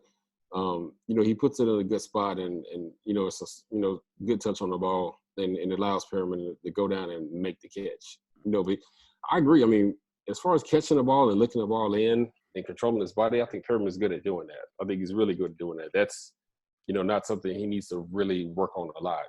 His route running and his releases off the ball is where he needs to improve. Mm-hmm. Yeah, for sure. And like you said, he's relatively not new to the position, but he hasn't been playing a ton. He's had some injuries, so he's still, and he's 27 years old too, so he still has some room to develop. You have to hope that he could stay, obviously healthy. So on the bottom right here, this is what I call at least short strides, where he's going to eat up some of that ground and he's not taking, too long of steps. And he's kind of just squaring him up, reacting to what the corner's going to do. I call that short striding. So eats up that ground, gets on his toes a little bit, maybe should have even a little bit more, I think. And then just releases outside. He pairs that with that chop, comes over with the chop, defeats that punch from the corner. And then I like the top of this route, though. I think the top of this route is better, even though it could use some improvement. He uses that push by Marcus, left hand on the back, push by. Now, maybe I think he should commit to his break even a little bit more right here. He's already turning out of his break before he commits to the actual stop step. But overall, because of that push by, he affords himself some room. Yeah, he gets some room, and what'll help him come out of his break is you got to use his momentum. Mm-hmm. So when you're swiping, you're pushing at the same time. You're not just pushing. You're not just pushing him without using his leverage. You want to push and also use his momentum to flip you around. If you watch the good ones that do this, the good wide receivers that have done this, they're really good at once they get their hand on the DB's back. Yes, you see the push by, but they create that. They use that momentum to flip them around as well. So they can step back into their breaks. Mm-hmm. All right. So next play 17. Missed deep mesh. Let's see. So there's typically like 4 different meshes. Like there's overs, unders. You have deep mesh and then regular mesh. Usually with overs or unders, it's from the outside receivers. But because there's only 2 receivers here and they're a tighter split, I'm just gonna call this deep mesh because it's beyond the normal breaking point or the normal aiming point of a mesh. So I'm gonna call this deep mesh. And with this route, again, he's on the bottom right here. He doesn't really do too much. The corner again doesn't play this well. It looks like you have some type of cover one. Although when the linebackers react up like that, it's harder to tell what the coverage is because they didn't play it well necessarily regardless. But this is what I talked about. You see the red jerseys. You see how hard it is to see their numbers. Brutal jerseys to watch film on. But he is on the bottom. He creates room on that mesh, and Winston overthrows him. Yeah, no, I mean they're playing man, on the outside. Yeah. So with the play action, obviously you draw the linebackers and you create that space for the 2 wideouts. Ton of room. Yeah, a ton of room. Yeah, and Winston just misses him. To tell you the truth, there's nothing special about this route. Mm-hmm. It's just the fact that Winston missed him. Yeah, this is what I was just showing, and this is more for the film review. People saying, "Oh, well, he didn't do," and he obviously can improve on stuff. We're talking about a lot of things he can improve on, but there was a touchdown or 2 that we're already seeing that Winston missed him. Clean pocket. His feet don't look very good right here to Winston to me with that lead foot right there pointing towards the sideline. Right. You want that lead foot pointing towards you're throwing the ball. So not good footwork by Winston. and it looks like because of that he rips the ball, so he's overcompensating with his arm, and so he overcompensates, throws the ball too far. Which you think, okay, if you're not using your bases, you should maybe throw it short, but it typically leads to your top of your body overcompensating. So hold on, next play. All right, Perriman release. I don't know what this is gonna be. Another reduced stack right here, and okay, so the corner is playing, call it heads up to maybe a little bit outside, maybe a little bit. Another one of those skip steps. Yep. They say he does that all the time. Doesn't eat up as much ground, still threatens him, pairs it with a swipe. Again, I'd like to see his hands a little bit more ready for that. It looks like he gets into him a little bit. And the aiming point for that swipe is the elbow. You want to attack the middle of the arm. It lands a little bit high, so it doesn't really have a ton of effectiveness. It's hard with the linebacker / safety right there, and looks like a shallow zone. Again, though, he wins the route. I don't think it's the cleanest route, but another catch and a decent run for him. So what do you think about this route, Marcus? Yeah, it's not a bad. I mean, it's not a bad release considering where they are. I'd like to see him, instead of doing that hop step, after his initial step, just use your speed. Give him 2 or 3 hard steps outside. The corner's playing outside, and you create even more space. Because the corner's playing outside leverage. Because the post safety, and he's got a little help on the inside. The backer is supposed to be dropping out. But Perriman, squeaks through. The corner's caught flat-footed when he's trying to jam him, and from here you're just pulling away from the route. So this is where his speed does, come into effect. Because if you're even or behind, like, it's a wrap. Especially with a guy this fast. There's no chance you're gonna get back on. And the only thing I feel like with doing these, with I really slow it down, you're really not showing his speed. But here he's, like I said, the interesting height, weight, speed thing where he's like 6'2", whatever, but he's 215 and he still runs like a high 4.2. Yeah. Let's say even now in his career, maybe it's a low 4.3. That's a hard frame to work against. I remember when you played, you were telling me that you prefer to work against bigger guys than shiftier guys, right?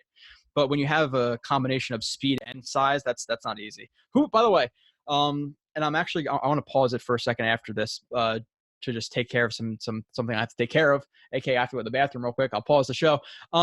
Who was the hardest receiver you ever? And I think I've asked you this before. Who was the hardest receiver that you ever faced? And with that, do you agree that the shiftier guys are harder for you to face up against? Because I remember you said you were more physical type corner. Yeah, I mean, the shiftier guys are harder. Like when you face the Marvin Harrisons or Isaac Bruce or obviously Jerry had everything. Jerry was big. He wasn't a burner, but laterally he was quick. He has he had the size, and obviously he's hands down the greatest route runner ever. Between him and Chris Carter, they're probably the best two. And Jerry. No, I'm kidding. No, I'm kidding. Yeah, but I mean, because shiftier guys, obviously, especially for a big guy like me, they're a little harder to cover. But when you get somebody that's shifty, and fast, and they're big, let's just say like a Randy Moss, or somebody like that. T.O. wasn't a bad route runner. He's actually a good route runner, but he wasn't that shifty. He was more fast and quick. If that makes sense to a lot of people. But when you start getting some of these guys that are bigger, and they can run, they're fast and they're, have some shiftiness to them. I mean, it is hard. Now, the advantage for me, per se, is I still feel like I have an opportunity because of the size factor, because I'm big as well, that I can still match up well with them, as opposed to like some of these smaller corners, because now you're fighting the size and you're fighting the lateral quickness. Did you like to get hands-on fast with the shifty guys? Yeah, if I ended up with shifty guys, I try to get on them as fast as I could. Yeah, I wouldn't even mess around. I just jump them. Top 3 receivers of all time. Go ahead. Who is it? You're saying Rice number 1? Top receivers of all time? Yeah, go ahead. Who is it? I'm just curious. Yeah, obviously Rice, Randy Moss, T.O., Isaac Bruce, and the one other guy, just because of just like who he was, I probably put Michael Irvin like 5. Yeah. Mike was big. Mike wasn't the fastest, and he was probably like above average route runner, but he knew all the tricks. Like when I say he knew all the tricks, he was good at stemming, manipulating corners. He was good at setting guys up. Like he knew all the tricks, which is why I put him in my top 5, to be honest. All right. And we are going to continue with the second half of the show. Marcus jumped off. He had some things to tend to, and he already gave us about, an hour and a half of his time ish. So I didn't want to keep him for too long. So we just agreed he's going to jump off. He's going to come back for, depending on who the Jets draft. If they draft, let's say Judy or, Rager or Mims or whoever in the second round, or Van Jefferson, he's going to come back on. We're going to do some of the breakdowns of the secondary players that the Jets grab, and he's already going to come back for the Pierre Desir review. So we have him for another couple of shows. Like I said, a friend of mine, at this point, he's a really good dude. So I appreciate him coming on for sure. We're going to run through like the last 20 plays, with me solo. So top of the screen, you have Perriman, and let's see what route this is.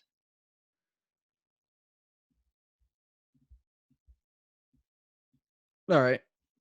So this is, and I'm sure he would agree with me too, this is definitely like a blown coverage from either, looks like a blown coverage regardless. Even you could say maybe it's cover 4. I don't think it's cover 4 because, one, this safety is driving on him a little bit shallow for the cover 4. Unless it's like a cover 4 like jump or a replacement where, if he's going to jump this guy, this safety would replace. So that's what would happen, but that doesn't happen. And he also, if this was cover 4, they would double this guy after there's no number 2 with a route stem of 10 to 12 yards. So they definitely blow this coverage. This safety out here, this corner out here definitely expects inside leverage or inside help. You could tell based on how he's playing that. So I give Perriman right there, who stems into the outside and just cuts inside on the break again, on the post again. It's not a great break, but he has a ton of room right there, so it's not really too important. And it's another route. This is not one where he gets missed, but an easy 35-yard touchdown right there for Perriman. Play 20. Let me just organize this a little bit better now that he's off. 20. All right. Hesitation beats Slay deep. All right.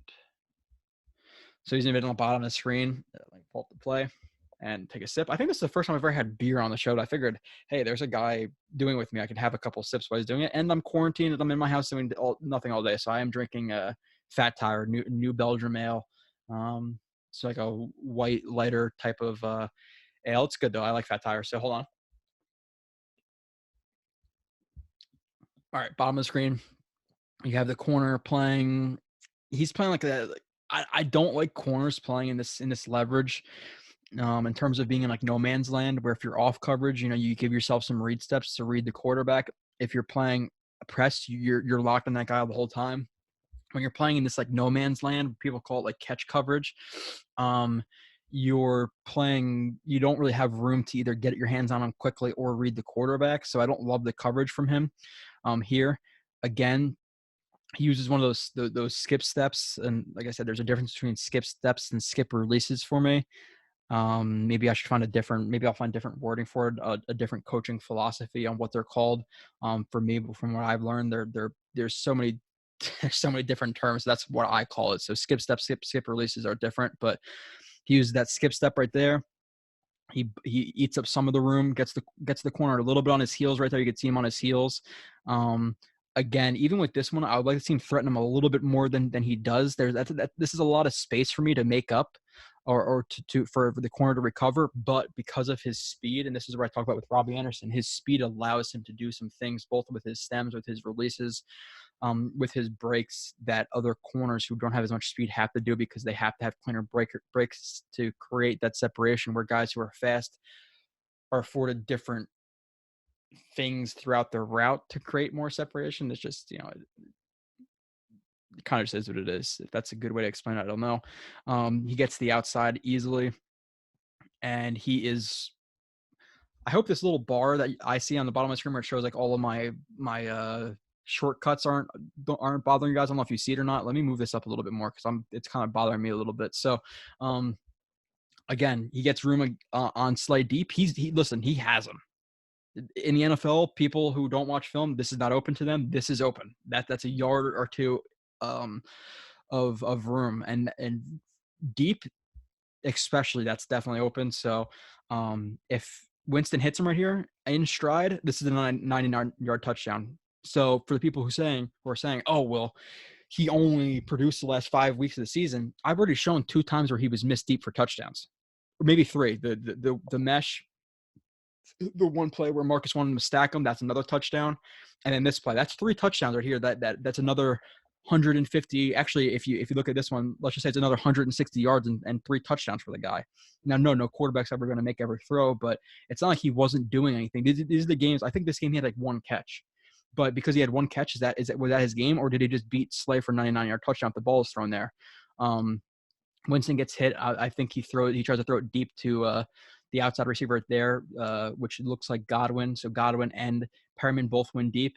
But this is a good play by Perriman, even though it's not necessarily maybe the best release. He still beats Slay deep for what could be a 99-yard touchdown. So let's not say he didn't do anything at all those first couple of weeks. Like I said, there's guys who I'm not trying to hype up the guy because I'm a Jets fan. There are guys who I'm lower on, who people are higher on. Desir, I'm lower on than people are on him. Guys like Fant, I'm higher on Fant than guys are, because when I show you the film of Fant, which we're going to do after the draft, I'm sorry, I have 8 reviews to do, 8 more shows to do before April 23rd or 24th, whatever it is. So today is Tuesday. You're probably going to get a Thomas show on Thursday. So you're going to start getting shows like every other 2-3 days. Keep up with it. Like I said, this takes a ton of work. Got an ex-NFL defensive back. Throw reviews. Once we get to 50, we're going to give a free subscription to somebody. Out of those 50, we'll randomize. I'll use a list randomizer. 100, we'll do the same thing. It takes a ton of work, and me getting out to more people helps me do a lot more things with the show. And like I said, the website's $6 a month. That's really nothing. You spend $6 a month on Madden attachments to get cards and stuff like that, or cups of coffee, or 2 slices of pizza. So it's not a big deal. And like I said, there's no other Jets fans out there who are doing film reviews. We're the only site to do film reviews through me. Robbie does articles and a little bit of film. Michael does strictly number stuff. And actually, he watches a little bit of film as well. But nobody else is doing Trayvon West Coast blocking. I can tell you that. It's the same not rehearsed, but the same storylines of, oh, should the Jets have signed this guy? Oh, Robbie Anderson. Oh, my gosh, they got Conklin. And you listen to that same stuff for 3-4 months. Is it – maybe it fills your time, and it's kind of like brainless listening, even though I listen to some of that stuff too. But I think it's worth it. Like I said, it's hard to be, maybe if I'm being a little bit of a douche, that's just how I feel, to be completely honest. So another play right here where he wins deep. Again, a tight stack right here. He's the number 1 on the bottom, and the corner is playing. This is a cover 1 with 2 shallow zones. You have man over top. So you have cover 2 with the 2 shallow zones in the middle, and you have Perriman who stems his guy outside. So he uses this is like a skip release to me, not necessarily a skip step, because it's not that skip where he's jumping off of this foot and then cutting off of that foot. He jumps off of that foot, and instead of taking that foot all the way up and then breaking off of that, he takes it halfway and then jumps off back onto this foot. So I call that like a skip release. And I also like the footwork a little bit better here with this, because you see how that right foot drags into the ground. That's slowing his momentum, so he doesn't eat up as much space, maybe even though he should.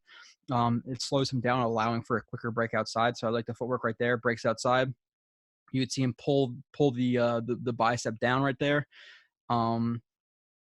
And then he looks like he's just trying to hold his – I can't tell if his shoulder's into him. It looks like his shoulder's into him, so he defeats that outside arm, shoulder into him, and just outruns him upfield. Guess what? That's another yard or 2. If Jameis looks this way, which he doesn't, even though he has a clean pocket, okay, does he hit this guy's open? Yeah, sure. It's a first down. So is that a bad play by Winston? No. But if you look to the bottom right here, Perriman's open. That's 2 touchdowns. That's another game. That's another game of, let's just say, those 2 catches You add 130 yards and 2 touchdowns to the Lions. Now, did he do everything in the last 5 weeks? So I don't like the stats, and a lot of people just go stats. He did nothing, and he was just targeted too much in those last 5 weeks, and that's why he produced.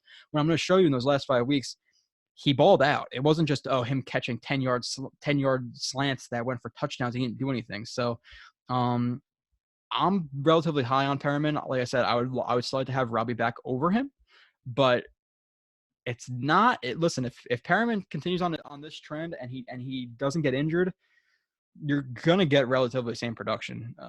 I think, even though I prefer Robbie Anderson, I don't think it's a massive drop off, and some people might think I'm crazy for saying that, but I don't think it is. So he's on the bottom right here, eats up some of the space, and they're running like that designed rub where he's gonna run like a slot fade, and he's gonna try to, like I said, act as like a natural rub into that corner, as they're playing. It's like a little bit of a combo right here. Like you have man, and you have 3 guys, or he's in man, so you have like a cover 2 man. But then why would this guy break over the top? I don't know, but there's man coverage on Perriman. And again, this is a touchdown in this game. So he did have, I think he had 1 or 2 catches. Maybe he had a couple more catches, but catches the ball, easy touchdown for Perriman on that play. Wasn't much to that one, but still, I got to show, all the plays, or not all his plays, because then this would be a 500 play review, or 400 or 300, however times he got the ball this season, or this past season. So top of the screen right here, again, the Bucs love these stacked sets from their receivers, and here we go. Out and up. Okay, so he runs an out and up right here. My problem with this route is he could have sold it better, in my opinion. You see how his shoulders come up high right here, and he's kind of like lackadaisical into that cut, and he's not really selling it right here. And the corner is able to stay on that upfield shoulder, or work towards that upfield shoulder, and then break with him. So even though he does make room right here, where if he was thrown deep, could he catch this ball, or does he? Oh yeah. So he was actually throwing the ball, but again, this is another time where he created separation. I'm going to criticize the route a little bit. Create separation, and look, if the ball is out, if the ball is into his hands right here, he catches it. It's too far. So this is 3 instances in just this game. We could have had a lot more yards on a catch. Now, with this route, I'd like to see a little bit more urgency and him selling it more, where again, you see him leaning to the outside right here, and he's breaking off of that the outside foot, which you don't want. So I like to see him, break down a little bit more, cut off of that of the inside foot, and then sell it. Flatten out right here, flatten out, not beyond this angle. You can see my mouse, not on this angle. Flatten him out towards the sideline, and then flash your eyes. When you flash your eyes, now the cornerback thinks, he goes in oh shit mode. Now the ball is coming to him. He's going to work out a harder angle down, and that's when you cut up. So he definitely could have cleaned up the out and up right there. Overall, still creates room. Doesn't get hit. So next, stutter swipe TD. Okay, so apparently he did have some good plays in this game. He's in number 2 right there. Let's see. Right here, another like stack set with the number 1 receiver outside. So he's the number 2 on the line of scrimmage.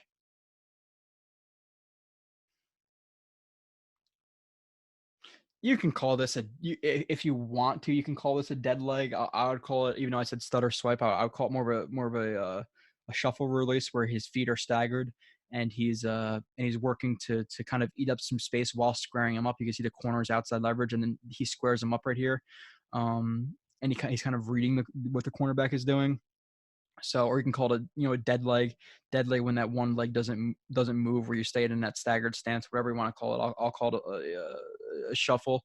He pairs that shuffle with the corner who doesn't play this super well. I think he's reaching for contact a little bit right there. You don't want to see anybody really reaching for contact, but Perriman is able to swipe both the hands away. You can see the left hand on the right arm and the right hand on the left arm, swipes that away, and then again, another touchdown. So I think this is the game he had 3 touchdowns, and he's going to have another one right here. But decent release. Again, the corner doesn't play too well. Maybe he can eat up a little bit more space.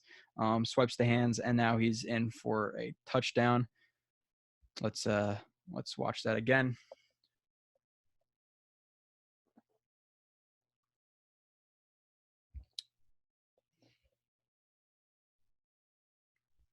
And the thing about him too is I definitely like how he looks the ball in. You see his eyes are always following the ball, looks into his hands, looks into his hands, looks into it. When guys are not looking into their hands and they're looking around, that's when they drop the ball. You're not focused on the ball. So good job by him. Again, looking the ball all the way through. He's good at tracking it, good body control, good hands, good speed, good body weight. You know, there's definitely positives to him. Let's not be so low on Perriman. That's my message for this show. So I hope that people watching this are a little bit more encouraged. Like I said, I don't think he's a legit number one. I think he's more of like a number 3, number 2 on a decent team. I think you can win with him as the number 2, and if he is healthy. So let's see. Simple release beats deep, no PI.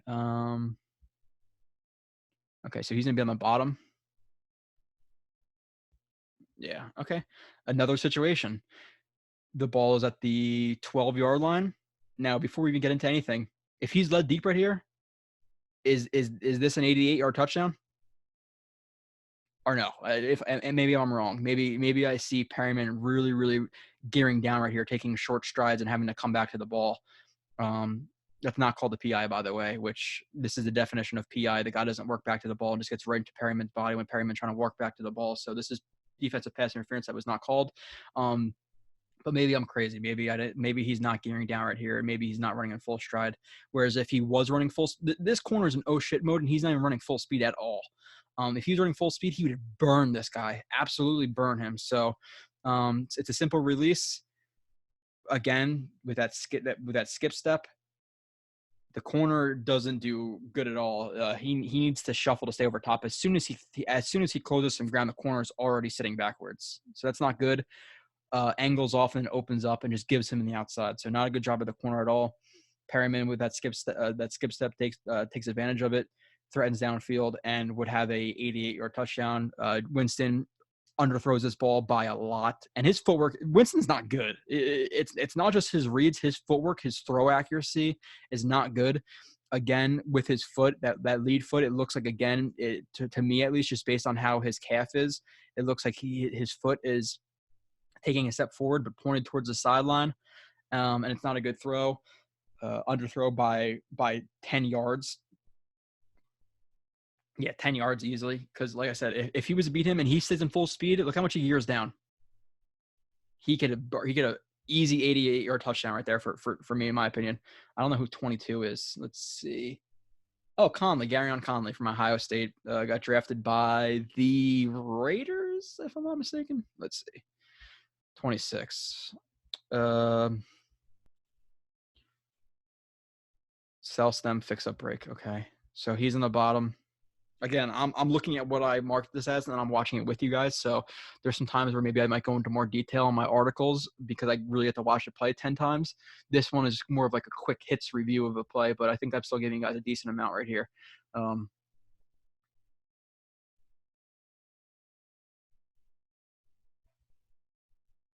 Okay, so just a speedy release, gets right off the ball.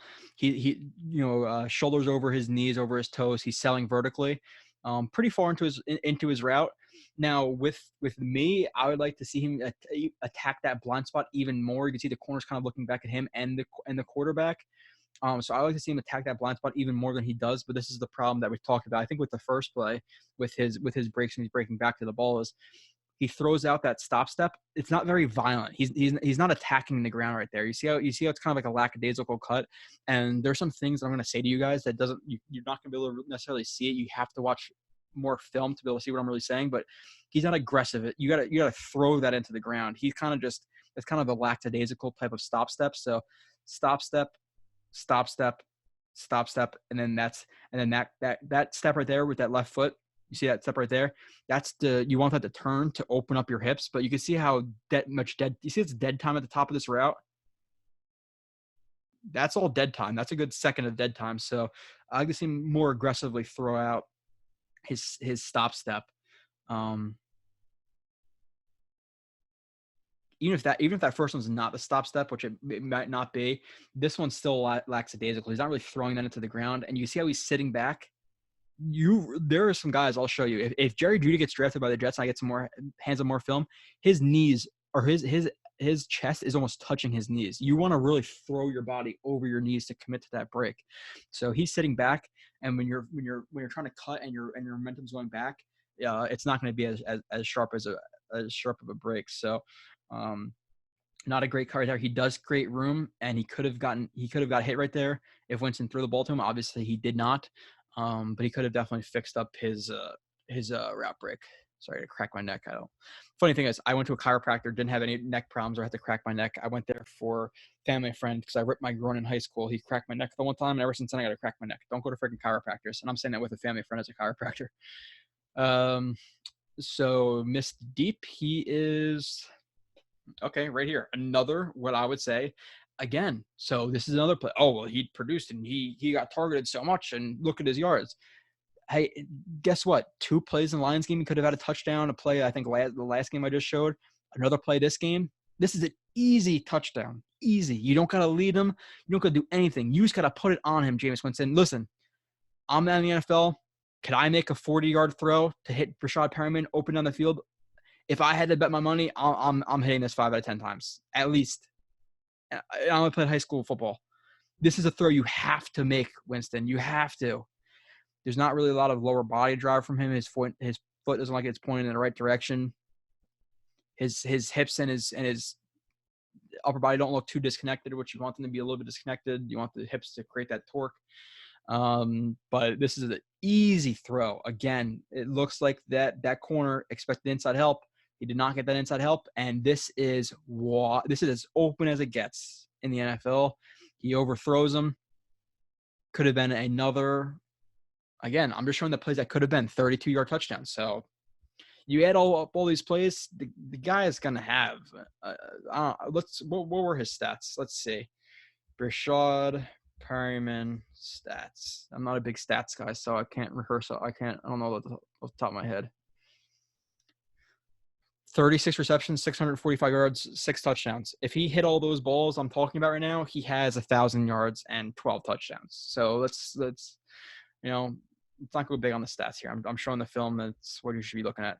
So, yeah, I remember this one. So play 28 out of 41. Again, lengthy show. You guys got time. You should be quarantined. If you're not, shame on you, I think.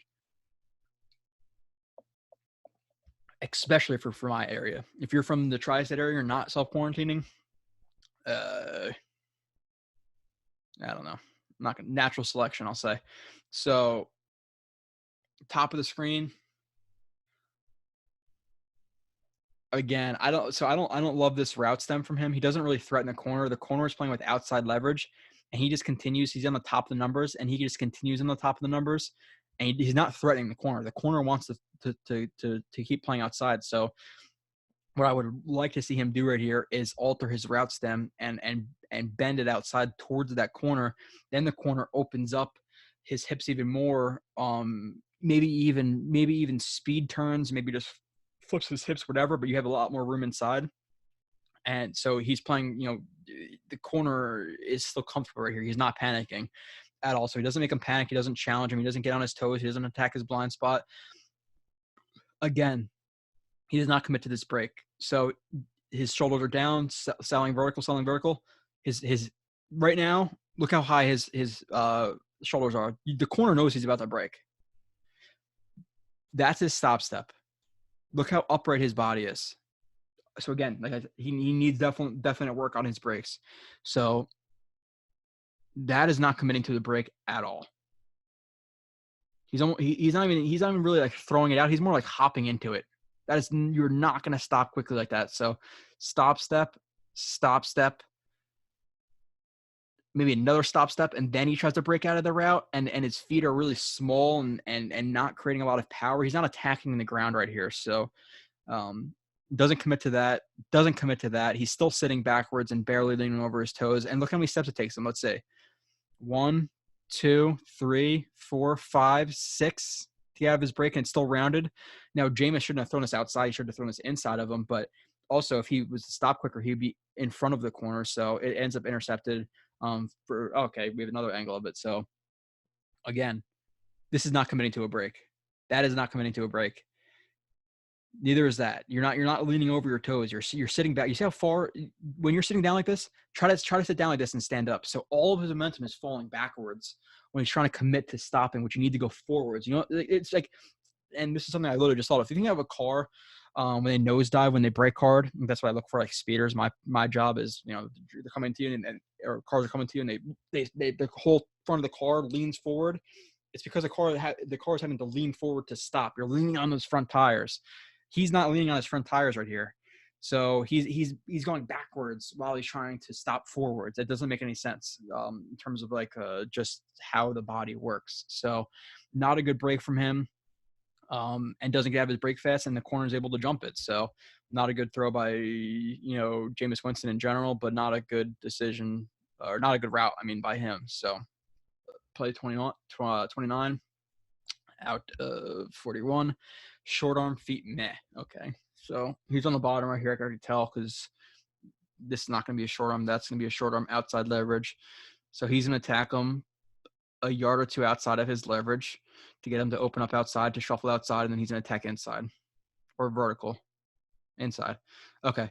So again, I like the release right here. I would like to see him, maybe his hands be a little more ready right here and not so much like recoil. See how all that movement.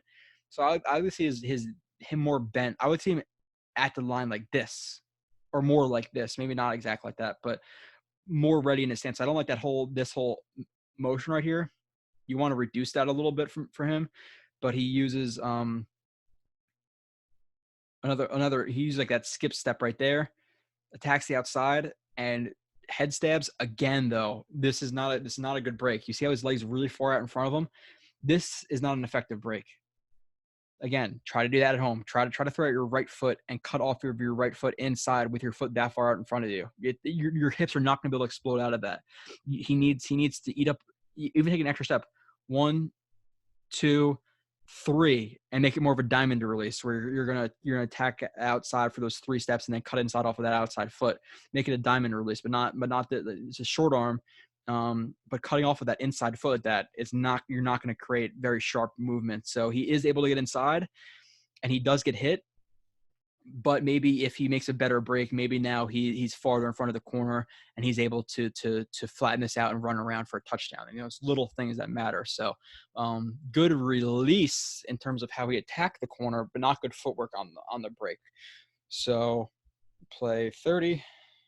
All right. This is what I call a stretch release. All right. Top right here. So the stretch release, his foot is going to come up to even, and he's going to like head fake outside most likely with this stretch release. This is what I call a stretch release, like a get even, and you're trying to extend him. You know, you're trying to get him to shuffle outside when you're attacking inside. So this is a stretch release. Stretch release defeats the arms. Looks like he attacks the elbow. It could be a little bit more violent with his hands right here. His hands are more placed on his elbow. I would like to see more of a swipe or a chop where he's stronger in defeating that inside arm. The corner's able to recover a little bit. But the thing with this is so this is where Marcus was talking about. You see how he stacks them? You see how when he gets inside, he doesn't just continue on the straight angle. He works to stack them and then gets then continues into his route. You see how he tries to get in front of him right here? So good job stacking him and then bending inside. Stacks them, bending inside. You can call it a very deep over. You can call it just like a rounded post, whatever.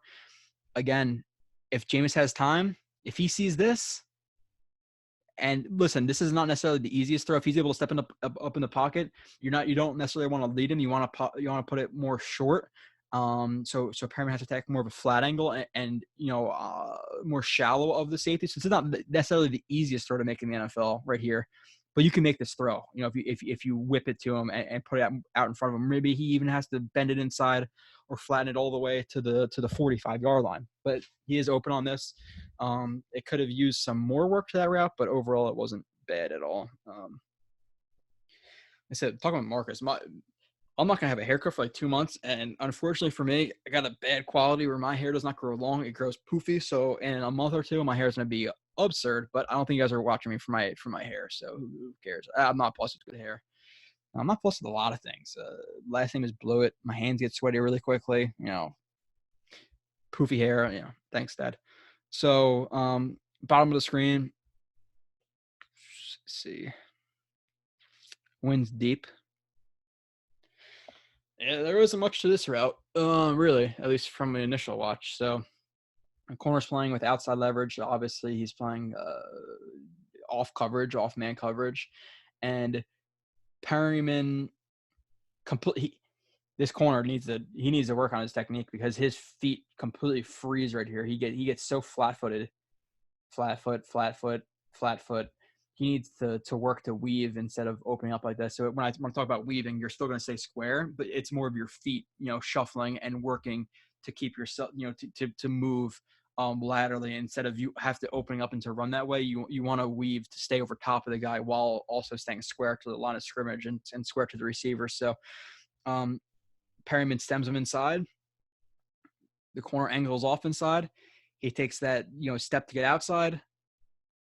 Looks like maybe have a little bit of a swipe right there. And again, now I know there was some pressure, but if he hits, does he hit the running back or the tight end right there? I don't know who he hits. Let's see. So he hits the running back. Now, again, it's not what happened, but if Winston was to step up through this hole and hit Perriman deep, guess what? If he leads them to the outside right here, that's a touchdown. Again, so there's plenty of plays where he did not get hit in earlier in the season or whenever in the season where people are talking. I think this is the end of the season, actually towards the end of the season when he's having his good games, but he could have even better games. So we showed plays in the beginning of the season where, his route running definitely needs work, but he was definitely open for some plays that he was not hit on. So shuffle release, adjustment to ball pluck. Okay, so I think he's on the bottom right here, outside leverage of the corner and press. More of a soft shoe press where he's going to take steps backwards, even though this corner does not do a good job of it either. In soft shoe, you're going to let him dictate himself. You're going to let him do what he wants with all of his movement at first, and you're going to read him, then shoot your hands. But him, you want to creep backwards. You don't want to hop. You don't want hops. Anytime your feet lead around, this is not balanced. You see that all that motion right there? You do not want that. So Perryman stems him outside, shuffle release. He works immediately to work like laterally to square him up. And again, it allows him to square him up to read the quarterback, and it allows for a two-way go. So he uses that shuffle release, gets inside, breaks up off to the outside foot. Even though I like to see that foot a little bit more up the field to allow him to break, it's a little bit shallow for him to make a really clean break, paired with a swipe. Okay, yeah. So that happens. He runs like the curl stop, and the good thing I think he does is he adjusts to the quarterback well. He looks to make plays like this where a lot of receivers might give up right here. He automatically looks back and then adjusts right to Winston. Winston chucks the ball up, and I'll show you on the different view. This is great body control, adjustment in midair, hand catch. Tracks the ball, looks it in. Again, he's running towards the sideline. Has to jump backwards while twisting his upper half to catch that ball 2 feet inbounds. Great catch, great adjustment by him. Again, his the other aspects of his route could use some work, but still. So, damn, it's 3:47. Did we start the show at 1:30? 1:20? This seems like a 2-hour show. I'm fine with it. I think we're sharing a lot of information on Perriman. So. We only have like 8 more plays. So hop, step, release. Okay, so he's on the top. Yeah, again, I don't love this release from him because you see how the right foot like another one of those hop steps I talked about, almost more of like this is almost like a get even, but that left foot doesn't make contact. The left foot doesn't come up to the right foot. The left foot kind of glides past that right foot. So I'm gonna call it more of like that hop step. Maybe that's what I should call it. Skip steps and hop steps. I'm gonna call this. Haven't been calling it that the whole time. I don't know. I'm gonna call this more of that hop step. So he takes that hop step and gets outside again, and with that hop step, instead of okay, one step and then two step with the left and then three step with the right and cut off of that second step with the right foot, you eat up a lot of ground. He likes to do it to not eat up as much ground and kind of, like I said, screw up the timing of the corner. So he uses that hop step, gets to the outside paired with like looks like just like a chicken wing right here. He's like throwing his arm back, like elbow jam to keep his arm away from the corner. Works upfield again. Okay, so, and the good thing about him, I'm gonna show this from a different angle. So again, that little hop step. Think he could have done more right there. I think he could have made it a cleaner break from outside. You see, he's in a bow outside. If he was to, maybe take this hop step and then give him a little bit of that I'm blanking on the name of it right now. Not the band step, the rocker step, where he's going to, let's say, plant hard with this and then throw this leg out there, plant hard with that, with the head fake, a little bit of a rocker step in the release. He would have to bow out less than he does right here. And then he's reading Winston. And this is what I talk about, like him being able to maintain his speed. Even when he's looking back, you want your head looking forward when you're trying to maintain speed, but he's really good at keeping his eyes on the quarterback of the ball while staying at a really high speed. Again, this is another push by where he's tracking the ball, sees the ball coming. Obviously the corner is in reach of him to push by, pulls him through, push him, attack the ball. That is a really, really good push by and an adjustment to the ball. Look at that adjustment with his body to the ball, catches the tip of it, brings it in, and runs and almost breaks out of the tackle for more yards. And again, he offers some more yak and stuff like that. I didn't show like the end arounds and stuff because they weren't great overall results, but he does offer more than that than definitely Robbie Anderson does. So great job at the top of that route to catch that ball from Perriman for sure. This is really, really, really good right there. So I definitely like that aspect of his game for sure. 34, stutter and go. I don't believe I like this one. Bottom of the screen. Yeah, he's not selling that stutter really well for me again. So he's coming off the ball, shoulders over his toes, selling deep. And the corner he's just bail technique. The corner does not do a good job because this is cover three.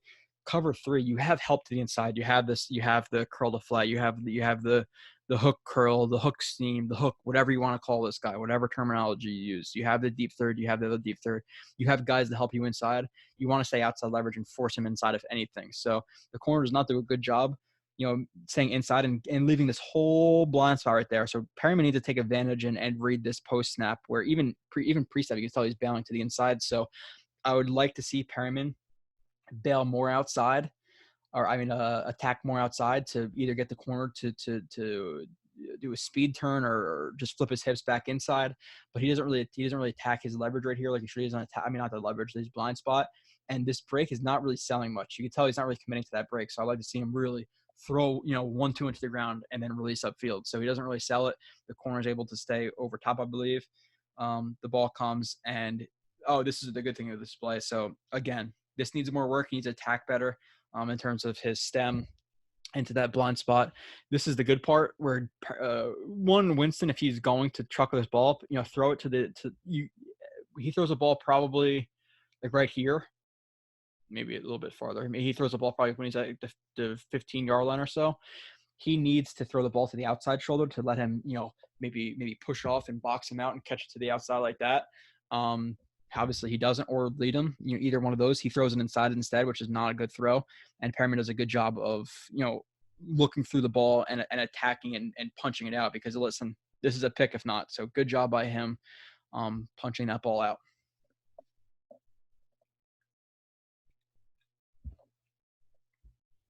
All right, play 35.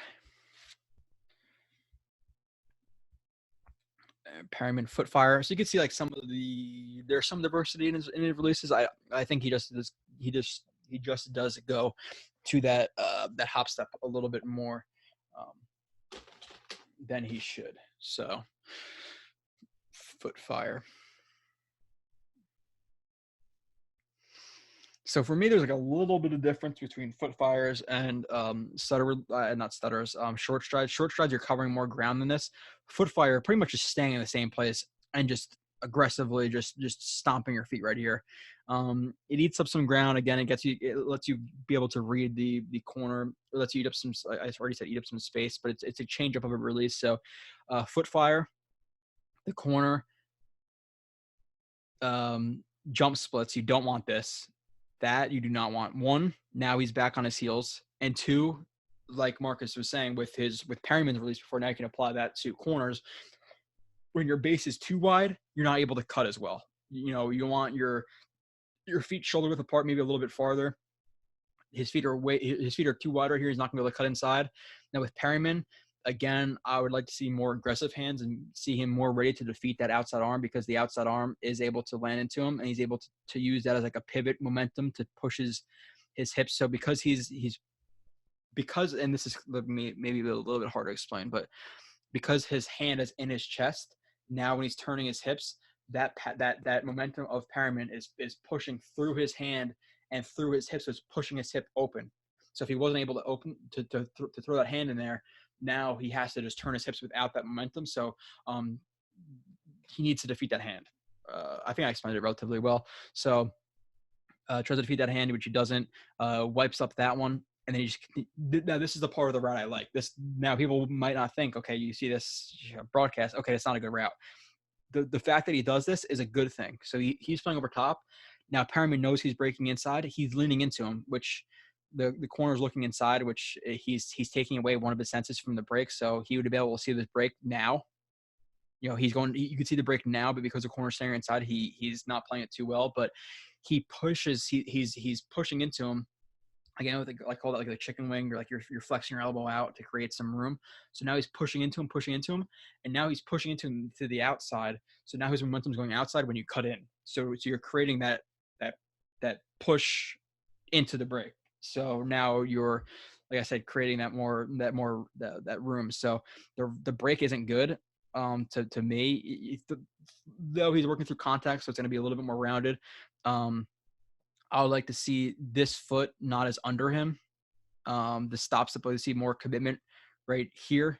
Throw your body out a little bit more in front of that, even though he has his hands on you, and then get this foot out a little bit wider and a little bit more in front of you. You want to drive off of that instep. So where that instep is, that's where your body, like his instep is right here. So it's not in front of him. That's a hard thing to explain. I want that foot more in front of him is what I'm going to say, because you want that step to be more up front, that to break, this drive step to be more in his frame.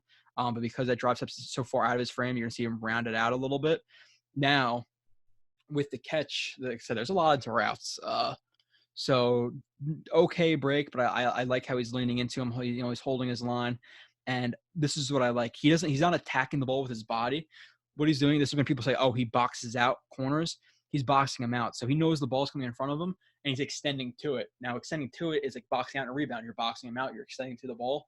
So now when he's extending to the ball like this, the corner is not able to close that ground to the ball, whereas if he was tighter to catch it like this, now the corner can work through his arms, work through the ball, whatever. But because he's extending, boxing out with his body, he's able to catch the ball, and the corner's not able to close ground because he has to work through the body to close that ground onto the ball. You see what I'm saying? So that's a good catch, good box out, tracks it, looks it right into his hands, catches the tip of it, tucks it, and it even runs forward for an extra 3, 4, 5 yards, whatever it may be. So really, overall, I'll definitely give that a plus of a play for him. So this is where people are saying, oh, well, end of the season, he was just targeted so much. I don't know his targets to his catches, but I didn't see him target a lot where he dropped the ball or didn't run a decent route, at least a good enough route to get open. He looks like he's the top. So it's a little bit more like a split release from his foot. You see this foot isn't going forward. His right foot is more splitting backwards, even though not fully. So I'll call this more like a split release, even though it's not a great split release. And what that does is you're bringing it back again. You're assessing the cornerback, and you're kind of backing up to allow the corner to dictate a little bit more for you to read the corner. So split release, stab outside. And the thing I like about this, at least the footwork with one part of this route is, even though I see the split release to be a little bit better, you're going to see that left foot right there. You see it drag into the ground. You see that toe drag? People call it a toe drag, whatever you want to call it. I call it a toe drag. He's dragging that into the ground, and that acts as a break. So if you're stepping hard upfield, all your momentum is going into that foot. Now, if you were to you're throwing a parachute out. Now, if you're stepping that hard right foot upfield, but you're throwing that left foot to drag, you're slowing your momentum down, so you're able to cut inside more, cut whatever way you want. So he's throwing that toe drag into there to slow himself down. Stabs outside, cuts in. Again, this is not a great job by the corner opening up like that. He throws that out, that inside hand. Perriman looks like he wipes it or chops it down. I can't really tell from this far of an angle, but decent release. Gets by. Does he run a post right here? Yep. Okay. So the post could be a little bit better. So right here, I would like to see him lean a little bit more. I think he holds his line relatively well. You can see him bow out. You see him bow out a little bit or bow inside a little bit right here. See how he's bending it all the way and bending it too far inside a little bit. I would like to see him work that hand and work right through the guy, stack them, and then cut instead of bowing it inside a little bit. Or even at this point, just lean into him, take advantage of his body and his weight a little bit more. Breaks inside, at least he breaks, even though he's leaning a little bit before. You see he's leaning, and then he breaks. So I like to see him stay upright a little bit more, have a little bit of a violent breaks inside. Hands catch. Again, they didn't have the other view for this, so I could show it, but looks the ball in, looks it in, tip of the ball. Really, really good hands catcher. That's for sure. So we have play 37, so we have 5 plays left. All right. Get even, shuffle, body control. Bottom right here. This is easier to tell because these other 2 guys are white and he's not. So it's a lot easier to tell on this play at least. All right, so again, you're going to see some of the bow right here, how wide he takes this, where he starts at like the bottom of the numbers or a little bit like a yard outside the bottom of the numbers, and he really widens that. And this is maybe why, I don't know if Winston read that and he just chucked the ball up, or if the ball is going to be that far outside regardless, but he needs to. This is more of like that hop step again. It's not really a like a skip release where he's bringing that where he's stepping up with this foot and then hopping off it and breaking off this foot. It's not the same thing. It's a very subtle difference between like a hop step and a skip release to me. This is not it, because that whole time that right foot is in the air, the left foot's in the air. So I'm gonna call that more of a hop release, hop step. Comes over top. Now here, I would like to see him eat up even a little bit more ground. Again, he kind of just automatically goes outside. You can call that like I said, a hop step, almost like a shuffle, right here, and he bows far outside, so he's not really threatening the corner right here. You can see the corner kind of just standing upright, so I like to see him threaten him a little bit more. Chops down on that, but now here at this point when he's running by him, again, I like to see him work upfield into the corner. So now if you are running that fade, that vertical, you're giving yourself that sideline room. So he doesn't give himself that much room on the sideline because he bows it out. Now the catch is great. The feet are not in bounds. But this catch is really, really good. Like I said, contested catches and things like that, hands catches, he's better than Anderson in that aspect of his game. So tracks the ball, high points it. I wish I could see his hands, but I can't right here. High points it, body control, tucks it in and away, tucks it in and away, or away and in, whatever you want to call it. And his feet are just outside. Looks like his right foot doesn't even get down. Yeah, it's really, really close in, but it's not. That could be partial because he bowed it too far to the outside, or that's just where Winston was throwing it. But look at this catch. Hands are pretty tight. Again, where I said, like, you want it, like, your hand's not diamond. If you guys were listening to my old show, I don't know if I talked about this yet on this show, but you really want your hands to be ideally as close as they could be like this. And his hands, when he's going to catch a ball, look how his hands are. And that diamond, you see that? So really, really good hand placement, catches the tip of it away and tucks it. So good job by him there. Play 38.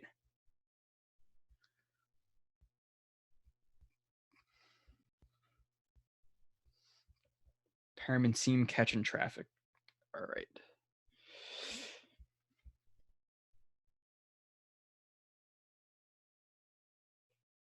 All right, so you have him right here, number 2.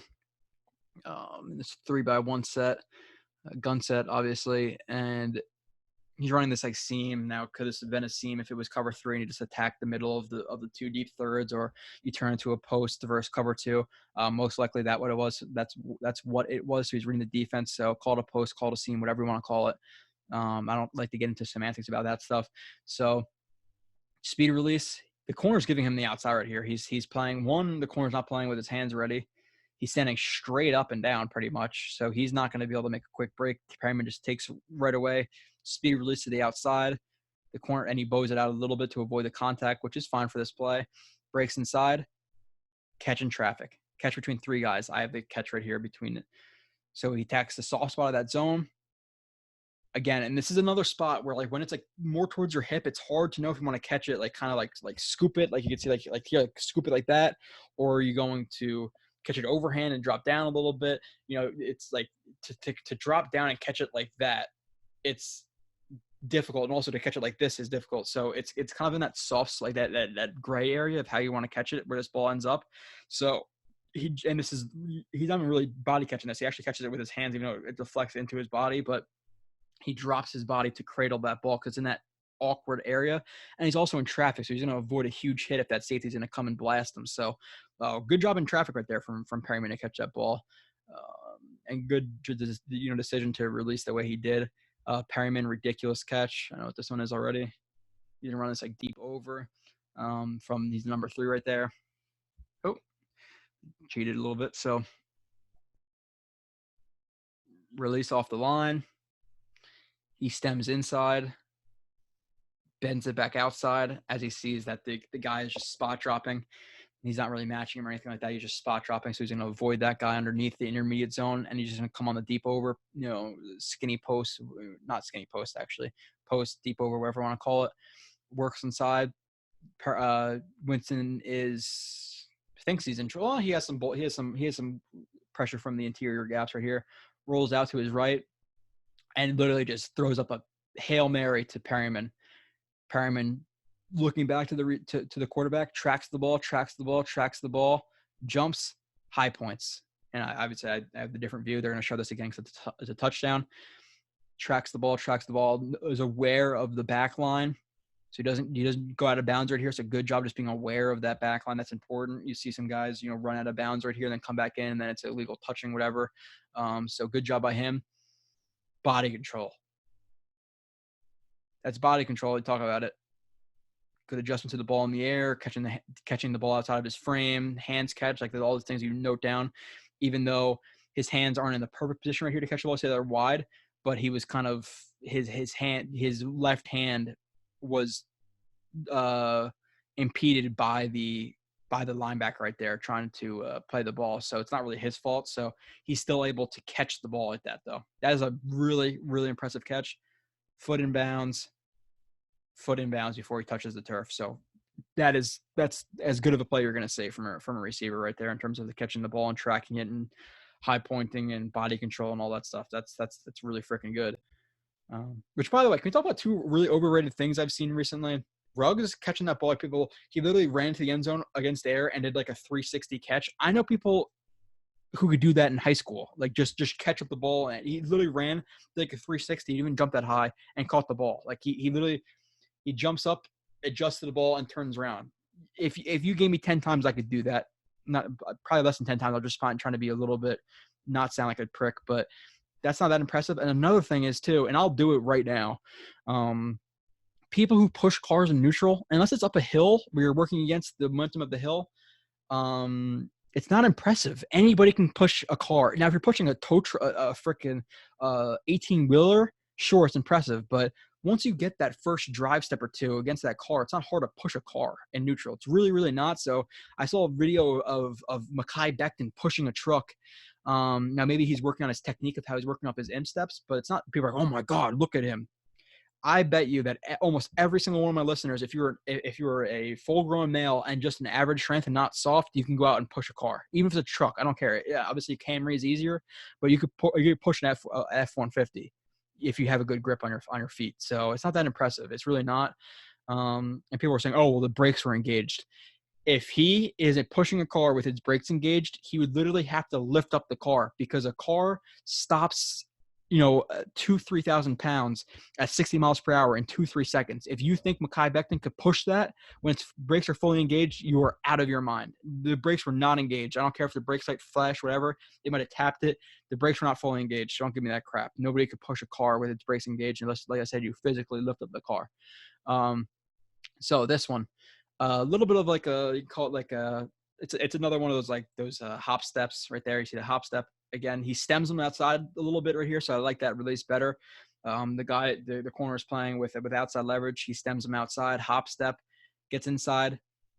So again, I don't like how his arm is straight right here when he's defeating that arm, because like I said with Marcus, now if that hand is coming straight across like this at a tighter angle or like a 90-degree angle, it gives yourself more surface area to cover with a straight up forearm than a hand. Now, if you're reaching for it, you don't want to be necessarily reaching for contact anyway. But here it does work. He kind of swipes it away a little bit. You see, not really making great contact, and then punches through, swipe, punch, leans into him. You see how he leans into him and stacks him. That's good right there. You see how he gets over top of him. He doesn't just continue on his route. He stacks him. So good job stacking him. And just breaks to the outside. It's not really. You can call it maybe you can call it a BAM. I would call it a BAM step, actually, like a stacked BAM. He doesn't really break it down, but the fact that he is breaking hard off of that inside foot, elbow jam while faking to the outside. Does he fake to the outside a little bit? Yeah, I'll call it like a BAM step right there. So he BAM step to get outside on the corner route. And again, this is a pass interference. Or this is not a pass interference. I put deep DPI, so I guess it was a pass interference. So Perriman beats him deep. Now if Winston leads him, again, it's a catch. Unfortunately, he has to not break down right here, but he really has to gear down and come back to the ball. The corner ends up not really seeing the ball. He looks high, but he doesn't see it. Kind of panics, hits him in the face, and it's called a defensive pass interference. Next play and the last play, like I said, this is the length of review. 41 plays I did instead of like Connor McGovern. I did 31, but I hope you guys learned a good amount about your new Jets receiver. And we're ending it with a trend of this where apparently he just over targeted and they just forced him the ball. So that's why he got the yards he did, even though he was missed a ton. So number 2 right here, they run like this slot fade. Stems to the corner. Again, he doesn't do a ton right here in his route, to be completely honest, to make the corner comfortable, flips his hips inside, or do anything like that. He kind of just, it's a really simple break, really simple route, just breaks outside. And again, this is just because of his speed. There's really nothing he sets up right here, but I play in full motion. You could see his speed or normal motion. You see the speed that he has, gets to the outside of the corner who just gives him the outside. And again, listen, if this ball is to, let's see where it ends up. If this ball is either over top or just a little bit to his outside shoulder, this is a touchdown. But Winston throws it way too far and out of bounds. He just has to throw it to the outside shoulder right here, maybe through a little bit past the pylon, maybe right here, and Perriman catches it. Gets his feet in bounds, and it's a touchdown. But again, it's another opportunity missed from Winston because Winston is not an accurate thrower deep. He's just not. From what I've seen, maybe this is an outlier throws that I've been seeing, but a lot of the years missed throws like this, and he's open deep. And listen, I'm not being biased. If you give Sam Darnold that pocket to throw and he can step into his throw, he'll miss a throw or two. But he does not missing as many as Jameis does. That's a clean pocket to throw from, and he completely misses him outside. So bad job by him. Thank you for sticking around for the review. Today is Tuesday. Most likely it's going to be Thursday with Andrew Thomas, and then like Saturday with Becton. I want to preface the show by saying I don't have college film of him. I have broadcast angles. So you guys saw me break down McGovern part 1 and part 2. I can get into a lot more detail where I can see leverages and guys' feet and drop steps first, drop steps first, brace steps first, bucket steps. When I'm broadcasting, I can't see their feet and I can't see their angles. It's a little bit harder, so it's going to be a little bit more of a simplistic review, to be completely honest. Can't put out my best work with the views like that. So it's like 29 plays of Thomas I have coming. But like I said, a ton of work coming. I have Thomas, then Becton, then we're probably going to do like Wills, Wirfs, Judy, Ruggs, Lamb, Chason. That's what I call them. That's how you pronounce it. All before the draft, and then most likely, hopefully I'll be done a couple days before the draft. I'm gonna put some more work into Peanut, Desir, Van Roten, and maybe if I'm super bored, I'll work on Josh Andrews and watch a game or two of him. Even though the Jets will probably sign guys who will take priority over him, but like I said, ton of stuff coming your way. Subscribe. Ratings, reviews are fantastic. Subscribe to the website, and I will see you guys on Twitter in 3 seconds, or I'll see you in a couple of days on the show.